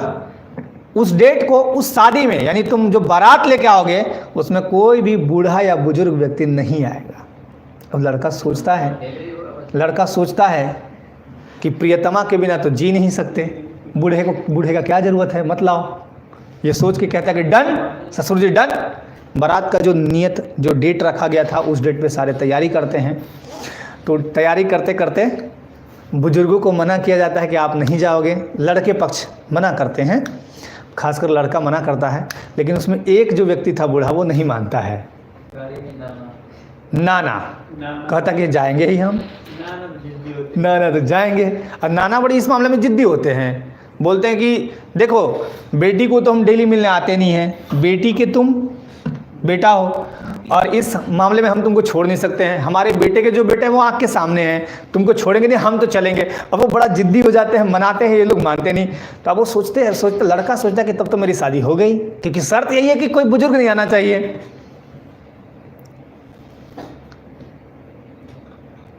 सुना दी थी ये, तो कहाँ सुन लिया, मैंने तो नहीं सुनाई है ये सुनाई थी, बिल्कुल नहीं सुनाई है, कहाँ सुन लिया इन्होंने। अब सुनिए, ध्यान लोग सुन लीजिए, अब खत्म हो जाएगा थोड़ा देर में। तो नाना को बोला जाता है कि ऐसा करते हैं कि इनको बांध बुन के पोटली में बंद करो, पोटली में बंद करके जो उनके साथ सामान आते हैं और गाड़ी में छुपा के रख दिया जाता है। आगे बढ़ते हैं ये लोग। जब बारात पहुंचती है धूमधाम से, अब तो लड़के वाले थोड़े से शंका में कि नाना कहीं निकल ना जाए, है ना। लड़की पक्ष जो उसके फादर थे वो निकले, बोले कि ठीक है दामाद जी बारात तो ले आए, लेकिन अब एक शर्त यही रहेगा शादी का कि आप जो पास में जो छोटी नदी बहती है उस नदी के पूरे पानी को दूध बना दो। वो पूरा नदी का पानी जो है वो उसमें दूध दिखना चाहिए मुझे, मिल्क, केवल मिल्क ही मिल्क।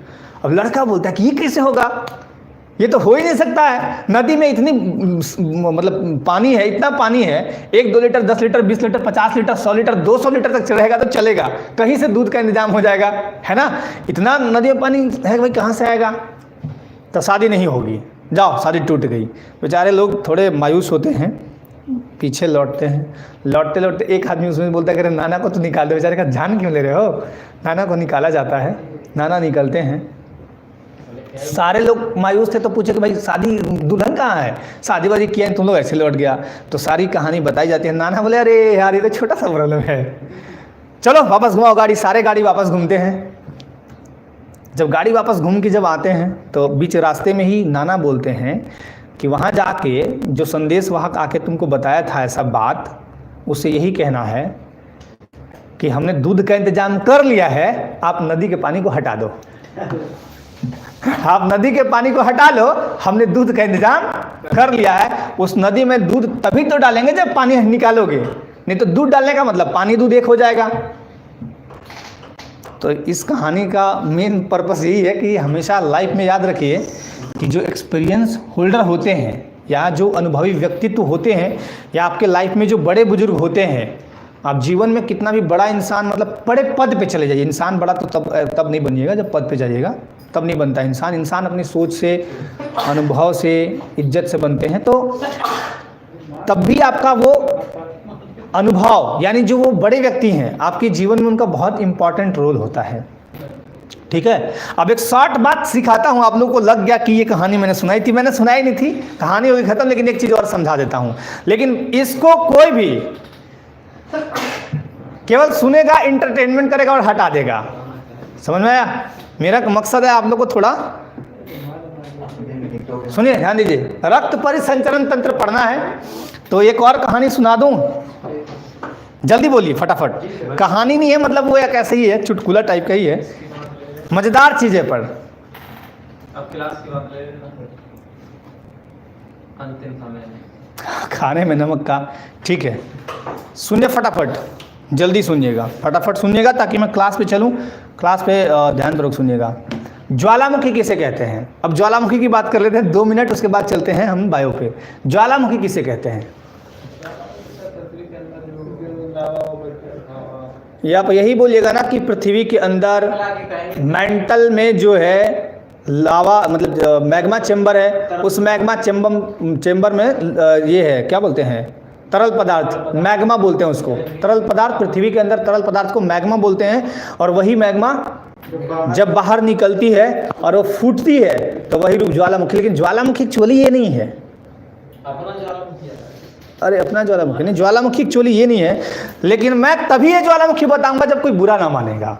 मेरा काम है केवल आपको थोड़ा सा मोटिवेट करें या जगाना, बुरा कोई नहीं मानेंगे फिर, हैं? हाँ, बुरा सॉफ्टवेयर डिलीट कर लीजिएगा तभी सुनाऊंगा मैं। तो ज्वालामुखी किसे कहते हैं पहले समझ लीजिए, ठीक है।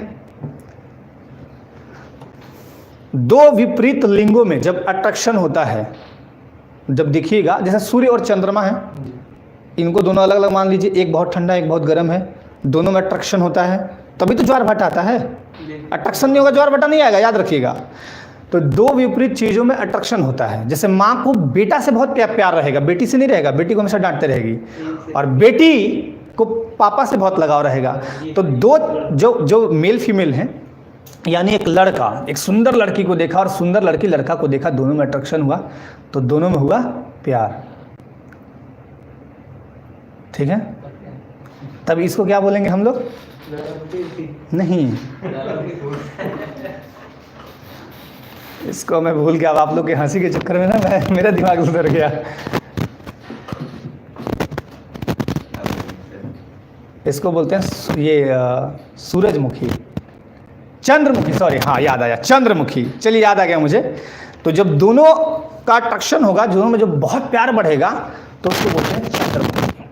अब लड़का लड़की को बोलेगा तुम तो चंद्रमुखी हो, ये हो वो हो, लड़का भी बोलेगा तुमको, लड़की भी बोलेगी लड़का को, चंद्रमुखी।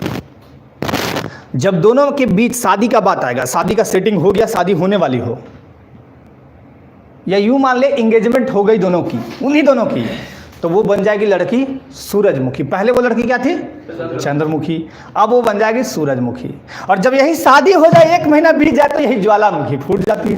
यही है ज्वालामुखी, और कुछ नहीं है। चलिए अब क्लास पे आते हैं। खैर आप लोग बस बुरा मत मानिएगा। आइए अब परिसंचरण तंत्र देखते हैं। परिसंचरण तंत्र में ध्यान दीजिएगा। देखिए परिसंचरण तंत्र समझिए। अब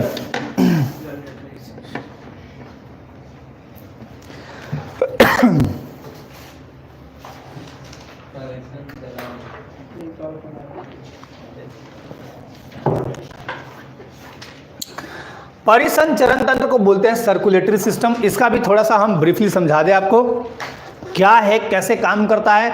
तो तंत्र में बहुत सारे चीज होंगे। परिसंचरण तंत्र में मुख्य रूप से अगर देखा जाए, ठीक है, परिसंचरण तंत्र में मुख्य रूप से क्या आते हैं बताइए? परिसंचरण तंत्र में मुख्य रूप से क्या आएंगे?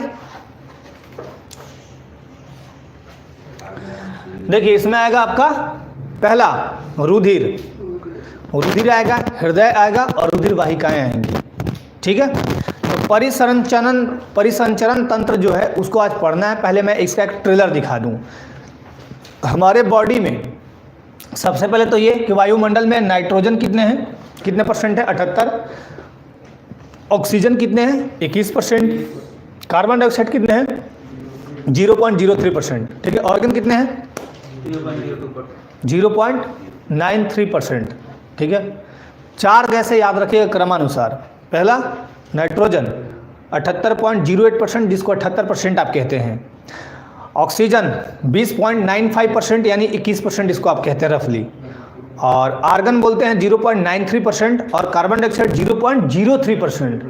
तो वायुमंडल में जो फैली गैसेस हैं इसको हमारा बॉडी क्या करता है? लेता है। अब मैं एकदम कहानी सुना रहा हूँ, बस 2 मिनट का, ये इसी का मतलब ट्रेलर सुना रहा हूँ, सॉरी कहानी नहीं, ट्रेलर सुना रहा हूँ।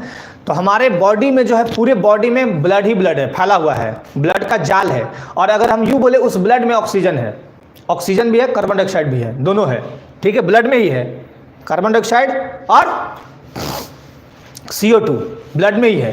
कभी कभी देखिएगा कि CO2 और O2 इन दोनों में O2 का वहन करती है ब्लड, लेकिन कभी कभी कार्बन मोनोऑक्साइड को खींच लेती है। कार्बन मोनोऑक्साइड को भी खींचती है कौन? ब्लड। उसके बारे में डिटेल चर्चा करेंगे। तो ब्लड के तहत आप पढ़ेंगे मुख्य रूप से। अब देखिए ब्लड क्या है? एक तरल संयोजी ऊतक माना जाता है। और ब्लड को अगर देखें हम, अगर परिसंचरण तंत्र को अगर हम देखें, अगर परिसंचरण तंत्र की बात करें हम, तो उसमें जो आता है ब्लड, ब्लड मुख्यतः 2 चीज़ों से बना होता है। किससे किससे? ब्लड जो है एक तो होता है आपका प्लाज्मा और दूसरा होता है रुधिर कोशिकाएं। ठीक, प्लाज्मा होता है 55% और बाकी रुधिर कोशिकाएं मान लीजिए 45%, है ना। रुधिर कोशिकाओं में 3 पार्ट होते हैं। प्लाज्मा एक गाढ़ा तरल द्रव्य पदार्थ होता है और रुधिर कोशिकाओं में 3 होती हैं। कौन कौन? WBC, RBC और प्लेटलेट्स।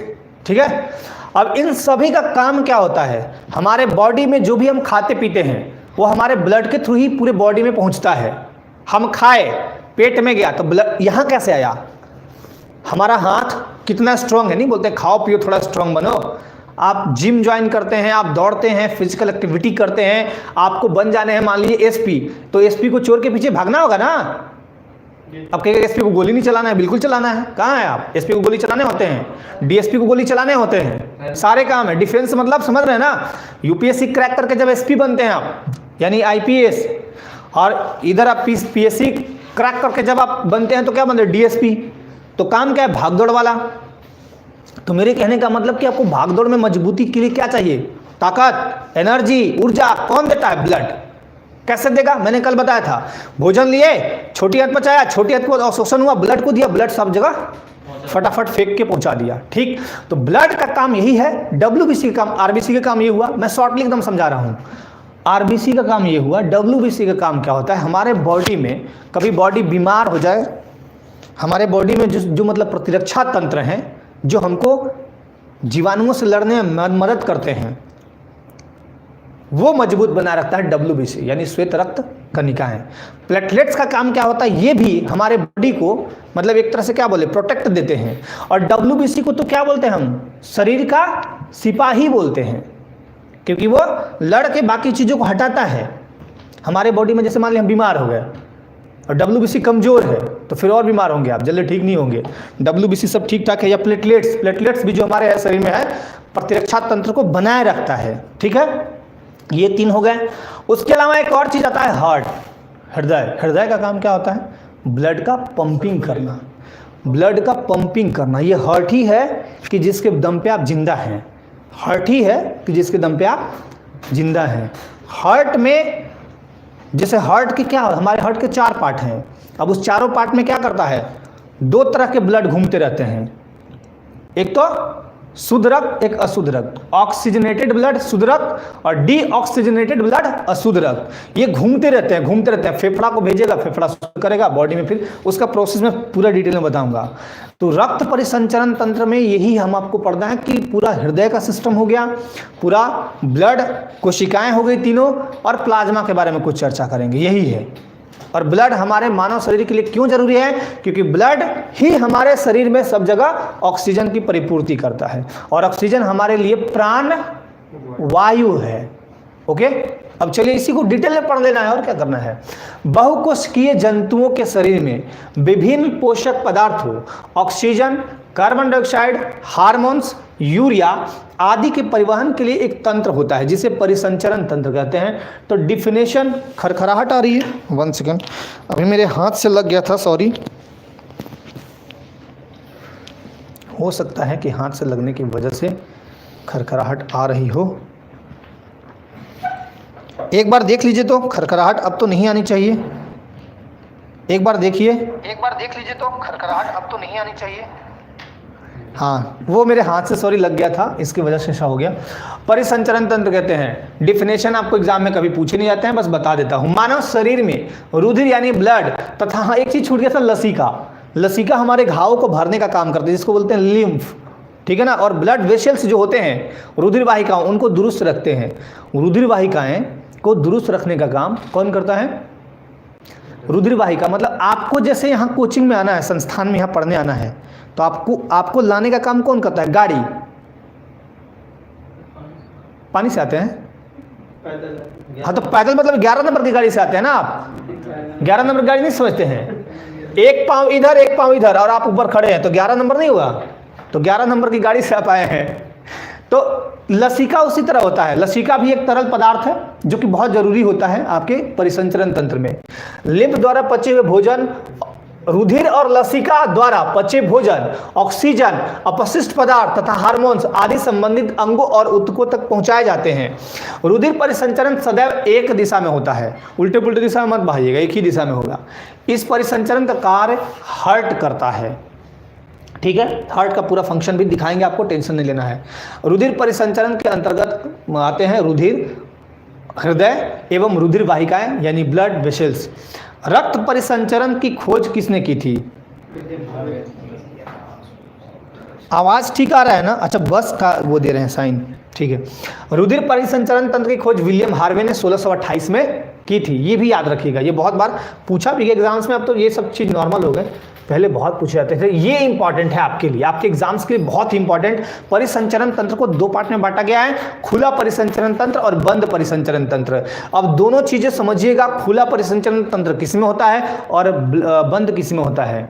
ठीक है, बताइए तो खुला किसको बोलेंगे? ओपन। क्या मानव का ओपन होगा या बंद होगा? बताएं, मानव का ओपन होगा बंद होगा? खुला होगा। वाह क्या बात है। चलिए देखिए, इसमें खुला परिसंचरण तंत्र समझ लीजिए। इसमें हृदय द्वारा रक्त को, हार्ट जो है रक्त को ब्लड वेसल्स में पंप करता है। जो रिक्त स्थान यानी कुछ कोटरा है जहां खुलेगा, ठीक है, कोटरा है वो खुलेगा। एक कोटरा वस्तुतः बॉडी कैविटी यानी देह गुहा होती है।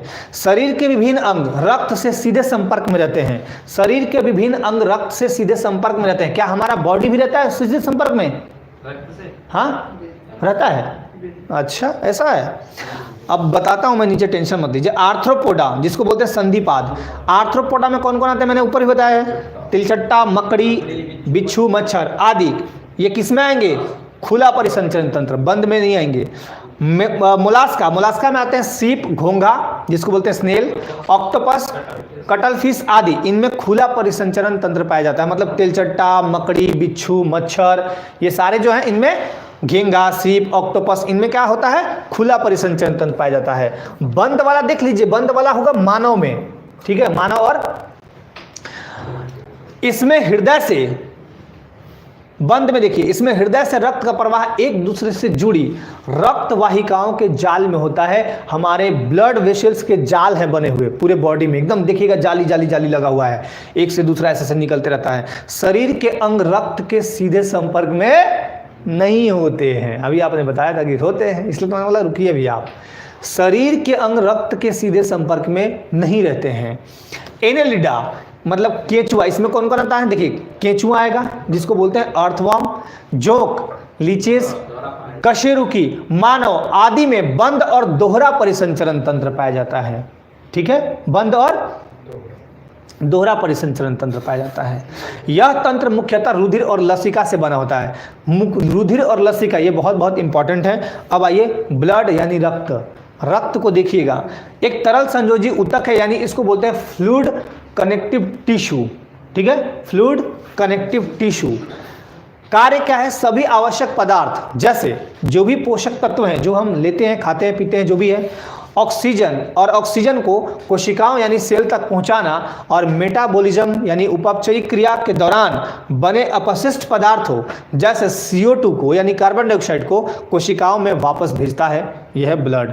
ब्लड के और भी काम है, अभी फिलहाल मैंने सिंपली ये बता दिया आपको, क्या कि जो भी पोषक तत्व हैं और ऑक्सीजन उनको सेल तक पहुंचाता है। और हमारे बॉडी में दुनिया भर के सेल हैं, सेल के बेस पे ही तो हमारे अंग का निर्माण होता है ना। सेल नहीं रहेगा तो हो जाएगा? जीवन की रचनात्मक और क्रियात्मक इकाई वही सेल ही है ना। चलिए, तो शुक्र मनाइए रॉबर्ट हुक का, जिन्होंने सेल का खोज किया था 1665 में।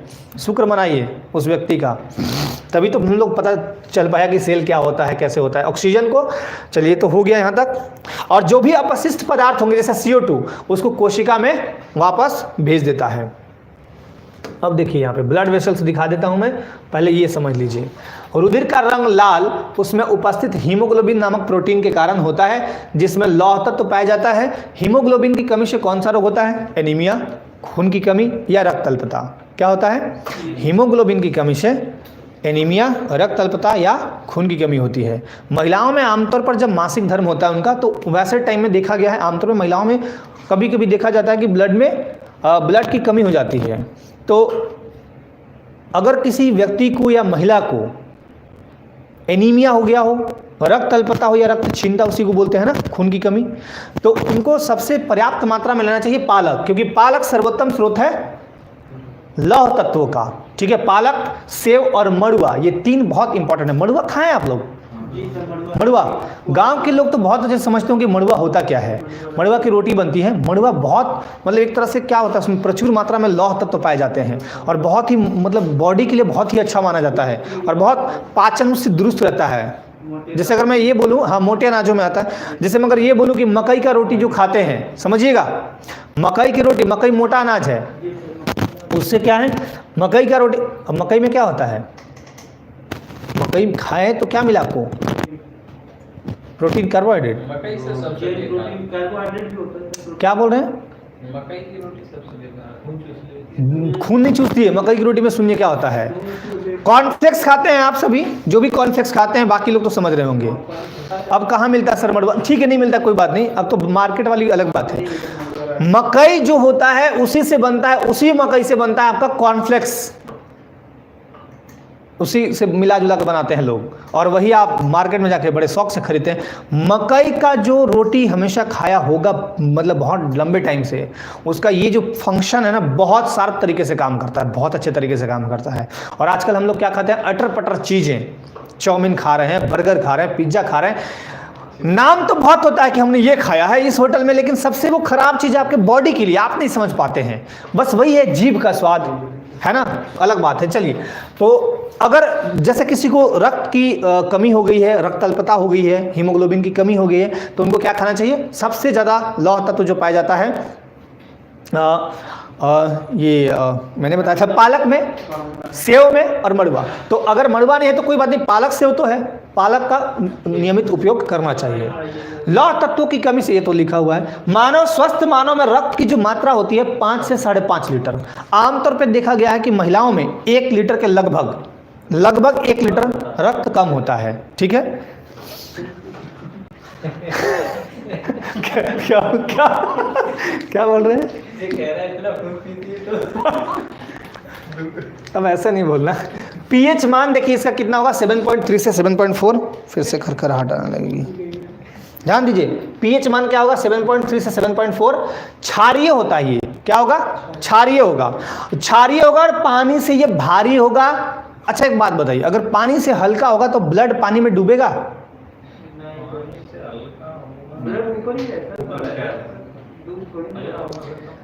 हल्का होगा तो ऊपर रहेगा, भारी होगा तो डूब जाएगा। ये पानी से भारी होता है, मतलब पानी में ये अंदर चला जाएगा। ब्लड, अब देखिए ब्लड के दिखाए गए हैं, ये है वेसल्स, यही है वेसल्स, ब्लड वेसल्स। इसके थ्रू, ब्लड वेसल्स के थ्रू यहाँ बहुत सारे चीज़ फेंके गए हैं। अब एक एक चीज़ मैं दिखा देता हूँ, ध्यान दीजिएगा। और ये है आपका प्लाज्मा। अभी मैं पूरा डिटेल में उधर दिखाऊंगा, पहले फोटो समझ लीजिए। ये प्लाज्मा 55%। अगर मान लीजिए ये रक्त का एक मैंने जार लिया है, एक तो रक्त का मैंने जार छोटा सा लिया है, इस जार में मैंने रक्त को डाला तो इसमें 55% प्लाज्मा दिखेगा आपको, और 45% रेड ब्लड सेल, मतलब रेड ब्लड सेल में सारे आएंगे। रेड ब्लड सेल नहीं, मतलब जो रक्त कोशिकाएं हैं वो तीनों मिला के 45% होगा, जिसमें आरबीसी, डब्ल्यूबीसी और प्लेटलेट्स होंगे, तीनों मिला के। जैसे काटने के बाद जैसे मतलब ब्लड वाइट कैसे वाइट भी निकलता है ब्लड, उसमें मैंने एक बार देखा था। फिर से काटिएगा, मैं बता दूंगा। रेड और वाइट दोनों मिक्स आ रहे थे। खिलचट्टा तो नहीं था, नहीं सर, रात में वो द्रव होते हैं उसमें कुछ कुछ। देखिए अब ध्यान दीजिए, ये जो लाल लाल दिख रहा है, इधर ध्यान दीजिए, बात मत कीजिए। लाल लाल जो दिख रहा है उसको क्या बोलेंगे? ये लाल वाला रेड ब्लड सेल है। व्हाइट ब्लड सेल ये देखिए ये वाला है। अब इसी में बहुत सारे होते हैं, इस्नोफिल, बेसोफिल होता है ना, इसमें होता है। जैसे फिर एक और बचता है आपका प्लेटलेट्स। ये देखिए छोटा छोटा गुलाबी कलर का प्लेटलेट्स है ना, तो ये है आपका red blood cell, white blood cell और प्लेटलेट्स, तीनों देख लिया आपने। अब आइए यहाँ पे component of blood. Components of blood में है आपका 3 चीज। सबसे पहले तो 2 चीज, ये तो ब्लड में 2 चीजें मुख्य रूप से, पहला है प्लाज्मा यानी प्रद्रव्य, और दूसरा है रुधिर कोशिकाएं। ठीक है, प्लाज्मा यानी प्रद्रव्य, प्लाज्मा को हिंदी में क्या बोलते हैं? प्रद्रव्य। प्लाज्मा इंग्लिश वर्ड है। ठीक है, हल्के पीले रंग का गाढ़ा तरल पदार्थ, कहीं यही तो नहीं था, ऐसा ही दिख रहा था क्या? तो वो प्लाज्मा होगा। रुधिर कोशिकाओं 45%, ये रुधिर कोशिकाएं 45% होंगी। इस प्लाज्मा के 55% में 90 से 92% जल होता है और लगभग 8% प्रोटीन पदार्थ। अगर ये 90% जल होगा तो यहाँ 10%, और अगर ये 92 होगा तो 8%।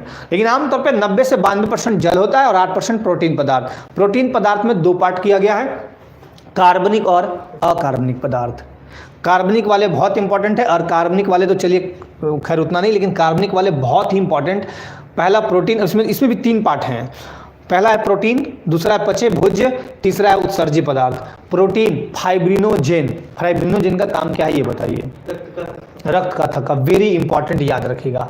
ग्लोबुलिन, ग्लोबुलिन, अब सबका काम समझाते हैं, सबका काम अलग अलग है। एल्बुमिन, प्रोथ्रोम्बिन आदि, ये है प्रोटीन। पचे भोज्य पदार्थ जो हम पचाए हैं, जो हमारा बॉडी पचाया है, उसमें क्या है? ग्लूकोज, विटामिन, एमिनो अम्ल, वशीय अम्ल और कोलेस्ट्रॉल। कोलेस्ट्रॉल को नहीं पच रहा है, बढ़ रहा है, तो फिर क्या हो जाएगा? Heart heart attack. अटैक आ जाएगा, फिर बहुत दिक्कत हो जाती है। कोलेस्ट्रॉल, देखिए एक चीज़ बता देता हूँ मैं, देखिए ये मतलब ऐसा मत मानिएगा, हम तो किसी को देख नहीं रहे यहाँ से, बाकी लाइव वाले को नहीं दिख रहे, बाकी आप लोग तो नॉर्मल हैं। अगर आप बहुत ज़्यादा मोटे हैं पहले से ही, तो कोशिश करिए कि जो तैलीय पदार्थ है, वसीय पदार्थ है, जो जिसमें वसा होता है, जैसा सूरजमुखी का तेल हो गया, मतलब तेल से छना गरा जो भी छाने हुए जो भी पदार्थ है जो आप बाहर खाते हैं, कोशिश कीजिए कि 99% खाए ही नहीं, जीवन से हटा दीजिए उनको, तब आप सेफ रहिएगा। मोटापा सभी बीमारियों की जड़ माना जाता है। और दूसरा चीज़ मैं एक चीज़ और बता देता हूँ, अगर आपको मतलब अगर आपके बॉडी को स्वस्थ रखना है खुद को आपको, तो 2 काम करिए सबसे ज़्यादा। अरे एक्सरसाइज तो बात की चीज़ है, अब कहिएगा योगा एक्सरसाइज खान पान वो तो अलग चीज़ है, अपने से बता रहा हूँ जो एकदम सिंपल आप कर सकते हैं। पहला काम, जल का सेवन सबसे ज़्यादा करिए, पानी का सेवन खूब कीजिए। खूब का मतलब ऐसा बाल्टी लेकर नहीं बैठे रहना है, मतलब ज़्यादा कीजिए। और दूसरा, अपने बॉडी का साफ सफाई अच्छे से करिए, फिर आपका प्रॉब्लम बहुत हद तक कम हो जाएगा। बाकी चीज़ तो करिए, बहुत सारा चीज़ है। अब आते हैं यहाँ पे उत्सर्जी पदार्थ। हम उत्सर्जन क्या करते हैं, तो यूरिया का करते हैं, अमोनिया अल्प मात्रा में, यूरिक अम्ल अल्प मात्रा में करते हैं ना इन सब चीज़ का। तो ये है आपके कार्बनिक पदार्थ। किसके किसके मैं बता रहा हूँ, ये प्लाज्मा के। अकार्बनिक पदार्थ में कौन है, sodium chloride, sodium bicarbonate. Sodium bicarbonate को हम क्या बोलते हैं, कौन सा सोडा है ये, सोडियम बाइकार्बोनेट, खाने वाला सोडा, धावन सोडा है ये। एक तरफ आप बोल रहे हैं धावन सोडा, खाने वाला सोडा जिसको बेकिंग सोडा कहते हैं, और धावन सोडा सोडियम कार्बोनेट। चलिए, कैल्शियम मैग्नीशियम आदि ये कार्बनिक पदार्थ हैं। ओके, अब आएंगे हम रुधिर कोशिकाएं जो 45% है उसको देखिए। अच्छा, फाइब्रिनोजन है यहाँ पे, फाइब्रिनोजन ये लिखा हुआ है, बहुत इंपॉर्टेंट है, बहुत पूछा जाता है, इसलिए इसको मैंने अलग से लिख दिया है। इसके कारण रक्त का थक्का या अश्कंदन जिसको बोलते हैं ब्लड क्लॉटिंग होता है रुधिर प्लाज्मा से। देखिए अब ध्यान दीजिएगा, रुधिर प्लाज्मा से फाइब्रिनोजन प्रोटीन को अगर निकाल दें तो जो बचे हुए भाग होंगे वो सीरम कहलाते हैं। अभी मैं इसका चर्चा भी पहले भी किया था, यहाँ भी है कि रक्त का थक्का कैसे बनता है, इससे तो फाइब्रिनोजन प्रोटीन है वो बनता है। ग्लोबुलिन, ग्लोबुलिन का उपयोग शरीर के प्रतिरक्षा तंत्र में, तथा अब शरीर के प्रतिरक्षा तंत्र में किसका यूज करेंगे हम, ग्लोबुलिन प्रोटीन का। और एल्ब्यूमिन प्रोटीन का उपयोग कहाँ करेंगे, एल्बुमिन होगा एक्चुअली, एल्बुमिन परासरणी संतुलन के लिए करेंगे। ओके, रुधिर कणिकाएं यानी आरबीसी। अब आरबीसी के ये 3 पार्ट हैं, सॉरी ये रुधिर कणिकाएं होगा यहाँ पे, ब्लड कर ये होगा, ये आरबीसी नहीं होगा, आरबीसी यहाँ गलती से लिखा हुआ है, यहाँ पे होगा रुधिर कणिका केवल, है ना। और यहाँ रुधिर कणिका के 3 पार्ट होंगे। पहला पार्ट होगा लाल रुधिर कणिकाएं, है ना, आरबीसी जिसको बोलते हैं। इसको हम इरिथ्रोसाइट भी कहते हैं। क्या कहते हैं, इरिथ्रोसाइट भी कहते हैं, यानी रक्ताणु बोलते हैं इसको। डब्ल्यूबीसी इसको बोलते हैं हम ल्यूकोसाइट्स। क्या बोलते हैं, ल्यूकोसाइट्स। और थर्ड है प्लेटलेट्स जिसको बोलते हैं पट्टिकाणु, पट्टिकाणु याद रखिएगा, और इसको हम बोलते हैं थ्रोम्बोसाइट्स। तो ये तीनों नाम याद रखना है आपको, कौन कौन सा। इसको बोलते हैं एरिथ्रोसाइट यानी लाल रक्त कणिका, श्वेत रक्त कणिका ल्यूकोसाइट, ठीक है, और पट्टिकाणु को बोलते हैं थ्रोम्बोसाइट, है ना। चलिए अब आते हैं हम डब्ल्यूबीसी में। डब्ल्यूबीसी के पार्ट देखिए किए गए हैं यहाँ पे। तो डब्ल्यूबीसी के पार्ट होंगे 2। पहला होगा कणिकाणु जिसको बोलते हैं ग्रेन्युलोसाइट, ग्रेन्युलोसाइट बोलते हैं, और उसी में ए लगा दीजिए, यानी अकनक कोशिका होगा, और ये कणिकाणु होगा, ये अकन कोशिका होगा। एक होगा कणिकाणु जिसको बोलते हैं ग्रेन्युलोसाइट, और अग्रेन्युलोसाइट बोलते हैं उसको अकन कोशिका को। संख्या भी आपको देखा जाए तो दिखा देता हूं मैं कितना कितना होगा। ग्रेन्युलोसाइट में होगा आपका, देखिए मुख्य रूप से 3, बहुत ही इंपॉर्टेंट, न्यूट्रोफिल्स, स्नोफिल और लेसोफिल। न्यूट्रोफिल सबसे ज़्यादा मात्रा में हमारे बॉडी में होता है, प्रतिरक्षा तंत्र में बहुत मदद करता है। स्नोफिल ये आपका मतलब ये सर्दी खांसी जो बात होता है ना, सर्दी खांसी वाला, इसी से पता चलता है। कभी आप ब्लड जांच कराइएगा ना तो सब कुछ लिखा रहता है उसमें, देखे हैं पर्ची में जो आपको मिलता है, ये सारे चीज़ आते हैं उसमें। ये होता है न्यूट्रोफिल्स आपका 60 से 65%, और स्नोफिल होता है 2 से 3, और बेसोफिल होता है, ये बेसोफिल एक्चुअली 0.5 से 1%। अब आते हैं अकर्ण कोशिका में। अकर्ण कोशिका के दो पार्ट, ये तो था ग्रेन्युलोसाइट। एक ग्रेन्युलोसाइट के दो पार्ट, पहला है मोनोसाइट्स और दूसरा है लिम्फोसाइट्स। लिम्फोसाइट्स होते हैं 20 से 25%। कितना होता है?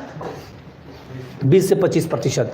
लिम्फोसाइट के एक्चुअली होते हैं दो रूप मुख्य रूप से, लेकिन एक और तीसरा ही बोला जाता है नेचुरल किलर सेल, ठीक है। लेकिन ये ध्यान दीजिएगा, दो ये जो लिम्फोसाइट के दो जो मेन पार्ट हैं, बी लिम्फोसाइट और टी लिम्फोसाइट। कभी देखिएगा अगर व्यक्ति को एड्स हो गया है तो एड्स क्या करता है? मानव प्रतिरक्षा प्रणाली पर जोर करता है, और प्रतिरक्षा प्रणाली बोले तो WBC, और इस WBC में किस पर जोर करेगा? तो टी लिम्फोसाइट पर प्रहार करता है। और आप में, आपके बॉडी में प्रतिरक्षा प्रणाली कमजोर होती है। कभी आपको बॉडी में घाव हो गया तो घाव जल्दी भरेगा ही नहीं। कभी बॉडी में मान लीजिए घाव तो जल्दी भरेगा नहीं, क्योंकि घाव भरने का काम जल्दी जल्दी कौन करेगा? यही सब करते हैं। तो एड्स दिवस कब मनाते हैं? प्रतिवर्ष 1 दिसंबर। एड्स का full form acquired immuno deficiency syndrome, ठीक है। चलिए, वेरी गुड, इतना तो याद है आपको। रेड ब्लड सेल, लाल रुधिर कोशिकाएं, जिसको एरिथ्रोसाइट्स भी कहते हैं, रक्ताणु भी बोलते हैं। अब यहाँ पे ध्यान देते चलिएगा, बहुत ही इंपॉर्टेंट पॉइंट है इसमें, ये आपको याद रखने हैं। ये अन्य सभी कोशिकाओं में संख्या से अधिक होते हैं, क्योंकि इनकी संख्या जो है वो लगभग 50 से 55 लाख प्रति घन मिलीमीटर रक्त में होता है। यानी 1 घन मिलीमीटर रक्त में, हाँ, 1 घन मिलीलीटर रक्त में कितना होगा? 50 से 55 लाख RBC होगा। बहुत ही इंपॉर्टेंट, ये याद रखिएगा, ठीक है। T lymphocyte, very good. RBC का संख्या ज्ञात कैसे करते हैं? कैसे पता चलता है कि RBC इतना है? तो इसका एक उपकरण है जिसको बोलते हैं हीमोसाइटोमीटर। क्या बोलते हैं? हीमोसाइटोमीटर। ओके, चलिए। मानव में रक्त 5 से, ये तो बता दिया, 5.5 लीटर होता है। रुधिर का रंग लाल क्यों होता है? क्योंकि लौह युक्त जटिल प्रोटीन, इसमें हीमोग्लोबिन पाया जाता है, इसलिए इसका रंग लाल होता है। एक स्वस्थ मनुष्य में प्रति 100 मिलीलीटर रक्त में 12 से 16 ग्राम हीमोग्लोबिन होता है। मान लीजिए 100 मिलीलीटर रक्त निकाले आप बॉडी से, तो उसमें हीमोग्लोबिन कितना होगा? 12 से 16 ग्राम होगा। और अगर यही महिलाओं में देखा जाए तो महिलाओं में कितना होगा?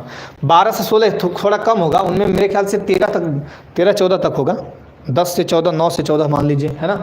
तो इतना होगा। इन पदार्थों की श्वसन गैसों के परिवहन में महत्वपूर्ण भूमिका है। अगर ये नहीं रहेंगे तो श्वसन का प्रोसेस बहुत दिक्कत हो जाएगा। ओके, 13-14, ठीक है, आप बोल रहे हैं। हीमोग्लोबिन प्लस O2, ऑक्सीजन को मिला दीजिए तो ऑक्सी हीमोग्लोबिन बनता है। और इसी हीमोग्लोबिन में अगर O2 मिलाए हैं तो वो जो आप बोलेंगे कौन सा, ये शुद्ध रक्त बोला जाएगा उसको। इस ऑक्सी हीमोग्लोबिन बराबर क्या बोल सकते हैं आप? शुद्ध रक्त बोल सकते हैं। चलिए, 11 से 14 जिनका भी आ रहा है, बहुत अच्छा। राहुल देव, बहुत इंपॉर्टेंट, बहुत। RBC का निर्माण कहाँ होता है? तो 2 तरह से होगा। पहला तो वयस्क अवस्था में, ठीक, वयस्क अवस्था में होगा लाल अस्थिमज्जा यानी बोन मैरो में, रेड बोन मैरो में। और भ्रूणीय अवस्था में होगा इम्ब्रो मतलब कंडीशन में जो होगा वो होगा स्प्लीन यानी प्लीहा में और लीवर में, प्लीहा और लीवर में। चलिए, RBC के निर्माण में सहायक कौन से हैं? क्या RBC का निर्माण करते हैं, क्या बनाते हैं? तो देखिए, पहला तो है आयरन, लोहा, लौह तत्व। दूसरा प्रोटीन, फिर विटामिन B6, विटामिन B12। देखिएगा, जब महिलाएं प्रेग्नेंट होती हैं तो उनको आमतौर पे फॉलिक एसिड और B6 और B12 और प्रोटीन वाली, आयरन वाली गोलियां दी जाती हैं। क्यों दी जाती हैं? पहले तो चेकअप होता है उनका कि आपके बॉडी में कितना ब्लड है। ब्लड के हिसाब से देखा जाता है कि अगर ब्लड बिल्कुल ठीक है तो चलो कोई बात नहीं, मत दो, और नहीं अगर थोड़ा दिक्कत लगता है तो ये दे दिया जाता है। क्योंकि जब उनका ऑपरेशन होता है बच्चे को निकालने टाइम, तो ये रक्त का प्रवाह बहुत ज़्यादा हो जाता है, ब्लीडिंग तो होता ही है ना। कभी कभी ऐसा होता है कि जिन महिलाओं में रक्त की कमी होती है या थोड़ा रक्त जल्दी नहीं बनता हो, या फिर कहने का मतलब कि रक्त पर्याप्त मात्रा में ऑपरेशन के टाइम नहीं हो, तो वैसे कंडीशन में ऑपरेशन जब होता है तो उनको रक्त ऊपर से चढ़ाना भी पड़ता है। जीवन काल होगा 120 दिन। औसत आयु कितनी होगी इसकी? लगभग 120 दिन। विनाश स्प्लीन में होगा, इसलिए इसको RBC का कब्रगाह भी कहा जाता है।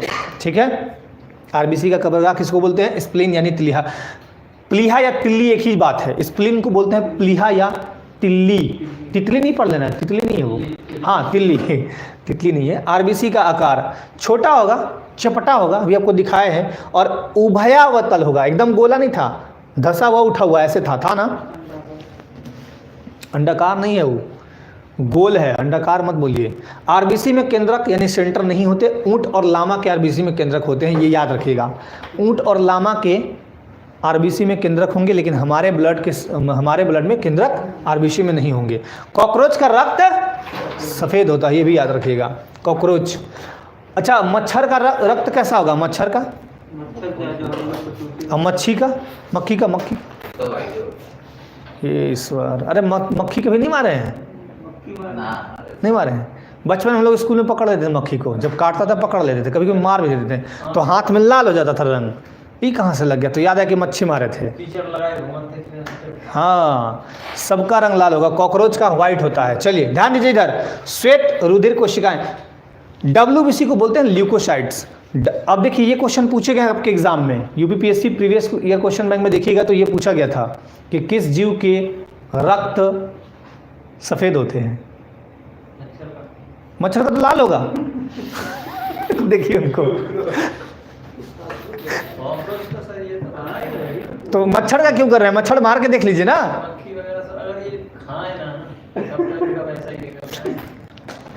लॉजिक लगा दे रहे सही आप। बगैर खाए रहे ये कॉकरोच, चलिए कॉकरोच सर क्या होता है? अरे कई जगह देखे कूड़ा करकट या डब्बे डुब्बे में नीचे मिलेंगे आपको कॉकरोच, ऐसे ही चलते रहते हैं। अब कल पकड़ के लाना होगा, आप पकड़ के ला के दिखा दीजिएगा उनको।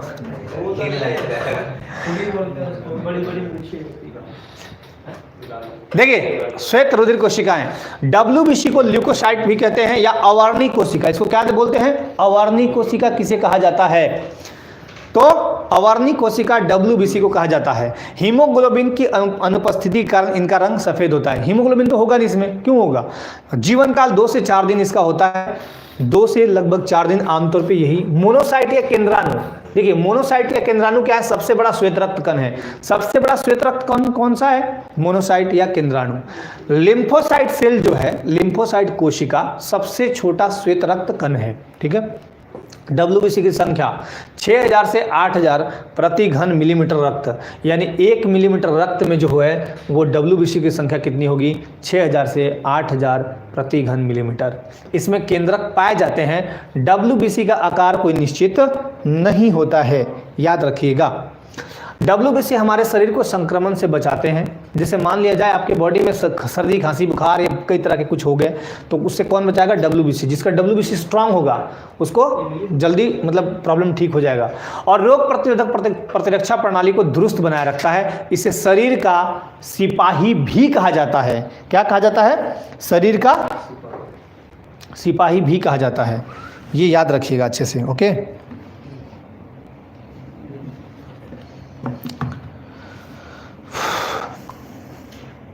एक सेकेंड,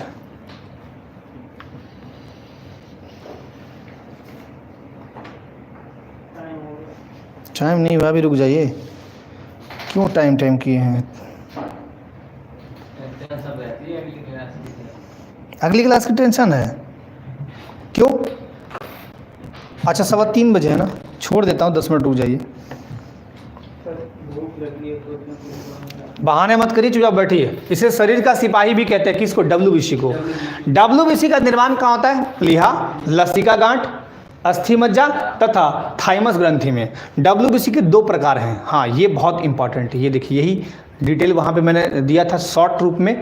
पहला ग्रैन्युलोसाइट और ए ग्रैन्युलोसाइट, ठीक है। कणिकाणु या अकर्ण कोशिका, वहाँ पे सही लिखा था, यहाँ पे थोड़ा हो सकता है मिस प्रिंटिंग से। यहाँ पे ग्रेन्युलोसाइनट लिखा है, साइट होगा ना, हटा दीजिएगा, है ना। ये न्यूट्रोफिल्स, स्नोफिल और बेसोफिल, ये तीनों को समझा देता हूँ फटाफट। ये कितना होगा? 60 से 65%, यानी सर्वाधिक यही होगा। इसका काम क्या है? न्यूट्रोफिल्स का, इसको बोलते हैं भक्षण कोशिका। क्यों? जो शरीर में प्रवेश होने वाले बाह्य जीवों को बोलता है कि तुम बाहर जाओ, यहां तुम्हारा जरूरत नहीं है, भागो, भगा देता है मार के। ये न्यूट्रोफिल्स का काम है। भक्षण कोशिका इसी के लिए बोलते हैं। भक्षण मतलब किसी का खा जाना, भक्षण मतलब ये होता है। स्नोफिल संक्रमण से बचाती है तथा एंटी एलर्जी होती है। कई लोगों को देखिएगा खांसी से, ये जैसे बगल में कोई सर्दी वाला व्यक्ति बैठा हुआ है, जुकाम हुआ है और तुरंत पकड़ लेता है उसको, दैट मीन्स थोड़ा सा उसका स्नोफिल गड़बड़ है। कई लोगों को देखिएगा हमेशा खांसी रहेगा, स्नोफिल में गड़बड़ है, ये 2 से 3% होता है। और 0.5 से 1% बेसोफिल। बेसोफिल क्या करता है? यह हिपैरिन, हिस्टामिन, सिस्टोरिन आदि का स्रवण करती है। और हिपैरिन क्या करता है? रक्त का थक्का जमाता है। सर ये जमने नहीं देता है। हाँ सॉरी उल्टा बोल दिया मैंने, जमने नहीं देता है, मतलब ब्लड में जो है रक्त का थक्का जमने नहीं देता है, ये करता है। ठीक है, याद रखिएगा। अब आते हैं, इसका पार्ट क्या था? ये अकर्ण कोशिका। अकर्ण कोशिका के 2 पार्ट मैंने बताए थे। पहला मोनोसाइट, जिसको भक्षण कोशिका, ये भी भक्षण कोशिका है ना, ये भी बाहर से आने वाले खराब पदार्थों को मारता है। लिम्फोसाइट, ये इंपॉर्टेंट, 20 से 25% लिम्फोसाइट होता है।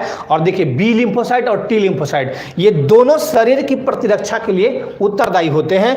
एड्स होने पर टी लिम्फोसाइट बुरी तरह प्रभावित हो जाता है। ब्लड में अगर WBC की संख्या अधिक हो गई तो ल्यूकेमिया होगा। ब्लड में अगर WBC की संख्या ज़्यादा हो गई तो ल्यूकेमिया, जिसको बोलते हैं ब्लड कैंसर। सुना है ना आपने? कम लोगों को होता है, बहुत ज़्यादा लोगों को तो ये नहीं होता है ब्लड कैंसर, बहुत ज़्यादा ये वो प्रभावी नहीं है। ब्लड में अगर WBC की संख्या कम हो गई तो ल्यूकोपीनिया रोग होगा। क्या होगा? ल्यूकोपीनिया रोग होगा। बाकी छोड़ देते हैं, बाकी यहीं छोड़ दें, कल की क्लास में करेंगे। कहानी एक बच गया, कहानी सुन लीजिए। 2 कहाँ हुए? तो ज्वालामुखी वाला बात था ना, इनका 2 कहानी मैंने वादा किया था, वादा ना टूटे। वाह क्या बात कह रहे हैं, कहानी तो चलनी चाहिए। सुन लीजिए कहानी सुनाता हूँ, फटाफट सुन लीजिए, है ना। 2 कहानी मैंने वादा किए थे, सुन लीजिए। बाकी कल के क्लास में इसके आगे डिस्कशन करेंगे और फिर उसके बाद आगे क्लास देखेंगे, है ना। चलिए कहानी सुनिए। एक बार की बात है, जो पहले के राजा होते थे वो क्या होते थे? राजतंत्रात्मक शासन प्रणाली के तहत आते थे। और अभी के जो राजा हैं वो किस में आते हैं? आमतौर पे गणतंत्रात्मक या लोकतंत्रात्मक शासन प्रणाली में आते हैं। तो बात बहुत पुरानी है, एक लंबे टाइम पहले की बात है।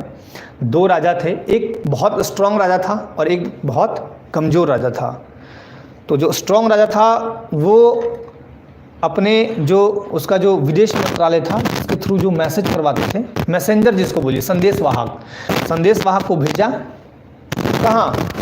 छोटे राज्य में, जहाँ पे छोटा राजा रहता था, मतलब जो बहुत कमज़ोर राजा था, कि हम इस पे 4 दिन बाद आक्रमण करेंगे, बोलना रेडी रहना। पहले के राजाओं में एक खासियत होता था कि एकदम जम के सामने से वार करते थे, मतलब बोल के, ऐसा नहीं कि घर में घुस के युद्ध कर लिए, बोल के कि तुम यहाँ ना पानीपत में आ जाना भाई, 21 अप्रैल 1526 को आ जाना। तो आ गए दोनों सेनाएं एकदम वो। और लड़ाई के टाइम एक बार बच जाता था भूभू, उसके बाद कोई किसी को नहीं मारेगा, भले गर्दन पे तलवार क्यों न लटकी हो। ये पहले के लड़ाइयों में थोड़ा सा रहता था, ठीक है। तो कमज़ोर राजा था, उसको देता है सूचना, वो सेनापति को बुलाता है। तो सेनापति आता है, जो कमज़ोर राजा था उसका सेनापति आता है। सेनापति कहता है, सेनापति से राजा कहता है कि देखो भाई, संदेशवाहक आया है और ऐसा सा बात कह रहा है कि जो स्ट्रॉन्ग राजा है, मजबूत जो राजा है, वो हम पे आक्रमण करेगा। हमारी सेनाएं भी छोटी हैं और हमारा ताकत भी कम है, वो तो मार डालेगा। 4 दिन बाद आक्रमण होने हैं। तो सेनापति बेचारा था बड़ा चालाक, बहुत चालाक था। जो संदेशवाहक आया था वो संदेश दिया और चला गया, उसकी खातिरदारी होती थी। संदेशवाहक की कोई गलती नहीं होती थी, कुछ नहीं करता था। लोग आता था बहुत, उसको इत्मीनान से बैठाया जाता था और अच्छे से। तो वो संदेशवाहक तो चला गया, लेकिन सेनापति था बड़ा चतुर। छोटे जो कमज़ोर राजा था उसका सेनापति बहुत चतुर था। तो वो कहता है कि राजा साहब, ऐसे भी तो मरना ही है, मरता क्या न करता। आप जान रहे हैं कि 4 दिन बाद जब आक्रमण होगा तो हमारे सारे सैनिक आप बंदी बना लिए जाओगे या मार दिए जाओगे, हमको भी बंदी बना के मार दिया जाएगा, या तो फिर वहाँ का गुलामी करना पड़ेगा, यही होगा ना, लगभग जान जानी तय है। तो सेनापति से राजा पूछता है कि सर क्या मतलब सेनापति महोदय बताइए क्या किया जाए। तो सेनापति अकल का बड़ा तेज था, उसने बोला कि ऐसा करते हैं कि आज ही रात में आक्रमण कर देते हैं हम लोग। तो राजा बोलता है कि उससे क्या हो जाएगा। तो सेनापति का जवाब सुनिएगा, अच्छा जवाब है कि चूंकि जो मजबूत राजा है वो 4 दिन बाद तैयार होगा, तैयारी के साथ आएगा युद्ध में। कोई भी कितना भी मजबूत राजा हो, बिना तैयारी के युद्ध करने नहीं जाता है, और वो पूरी तैयारी 4 दिन के अंदर करेगा।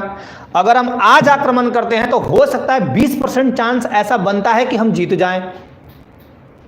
80% चांस बनता है कि फिर भी कि हम हो सकता है कि हार जाएं, लेकिन 20% चांस बनता है। और 4 दिन बाद अगर वो सेनाएं आक्रमण करती है जो मजबूत राजा है, तो 100% है कि हम सभी मारे जाएंगे।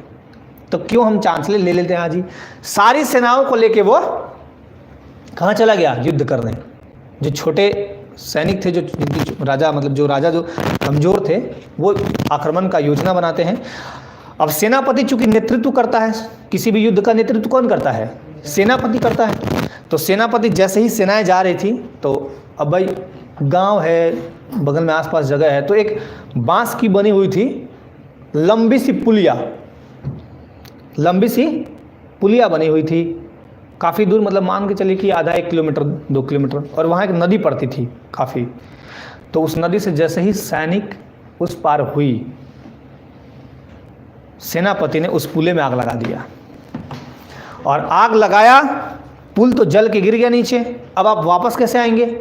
तो वापस आने का कोई चांस सैनिकों के पास नहीं बचा। तो सैनिक हड़बड़ा के पूछे कि सेनापति महोदय आपने ये क्या किया? तो सेनापति का जो जवाब था बड़ा अच्छा था। उसने बोला कि अब तो आपके पास केवल एक ही चॉइस है, मरो या मार दो।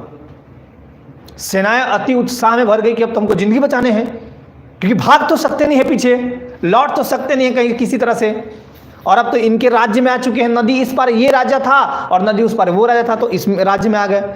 अब वो फिर हो जाता है अटैक, और उस अटैक में जो स्ट्रांग राजा था वो हार जाता है और ये जीत जाते हैं। तो इस कहानी के कहने का आशय यही है कि दुनिया का कोई, भारत का कोई भी एग्ज़ाम हो, दुनिया नहीं, भारत का कोई भी एग्ज़ाम हो, अगर आप तैयारी थोड़ा, आपका तैयारी अगर अच्छा नहीं हुआ है, लेकिन आपका मतलब माइंडसेट बहुत अच्छा है, आप चीज़ों को हैंडल करने में माहिर हैं, तो फिर आप जीत सकते हैं। कल एक कहानी और सुनाऊंगा बहुत अच्छा, इसी से संदर्भित, इसी पर आधारित है ना। होली का हाँ शुभकामना। अभी 2 दिन अभी क्लास है, तो होली अभी कैसे है? आज लास्ट है? क्यों परसों से बंद है? किसने कहा? 800 किलोमीटर। अरे नहीं, अभी 2 दिन क्लास है, टेंशन मत लीजिए। 2 दिन क्लास है तो उसके बाद बंद होगा, ठीक है ना। तो ये बातें ध्यान में रखिएगा। आपको उसी सेनापति के जैसा मतलब अपने अंदर गुण लाना चाहिए कि कैसे जीतना है, कैसे एग्ज़ाम को क्रैक करने हैं। तो इसी आशा के साथ आप सभी को बहुत बहुत धन्यवाद। और कोई क्वेश्चन हो, डाउट हो तो पूछ लीजिए फटाफट। हालांकि तो टाइम तो हो गया, लेकिन पूछिए।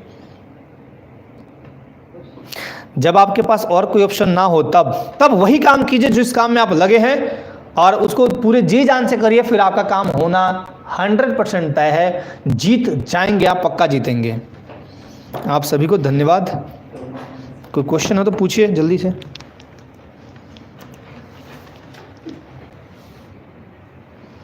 कौन सा फ़ोन है ये, पूरा काला काला आ रहा है?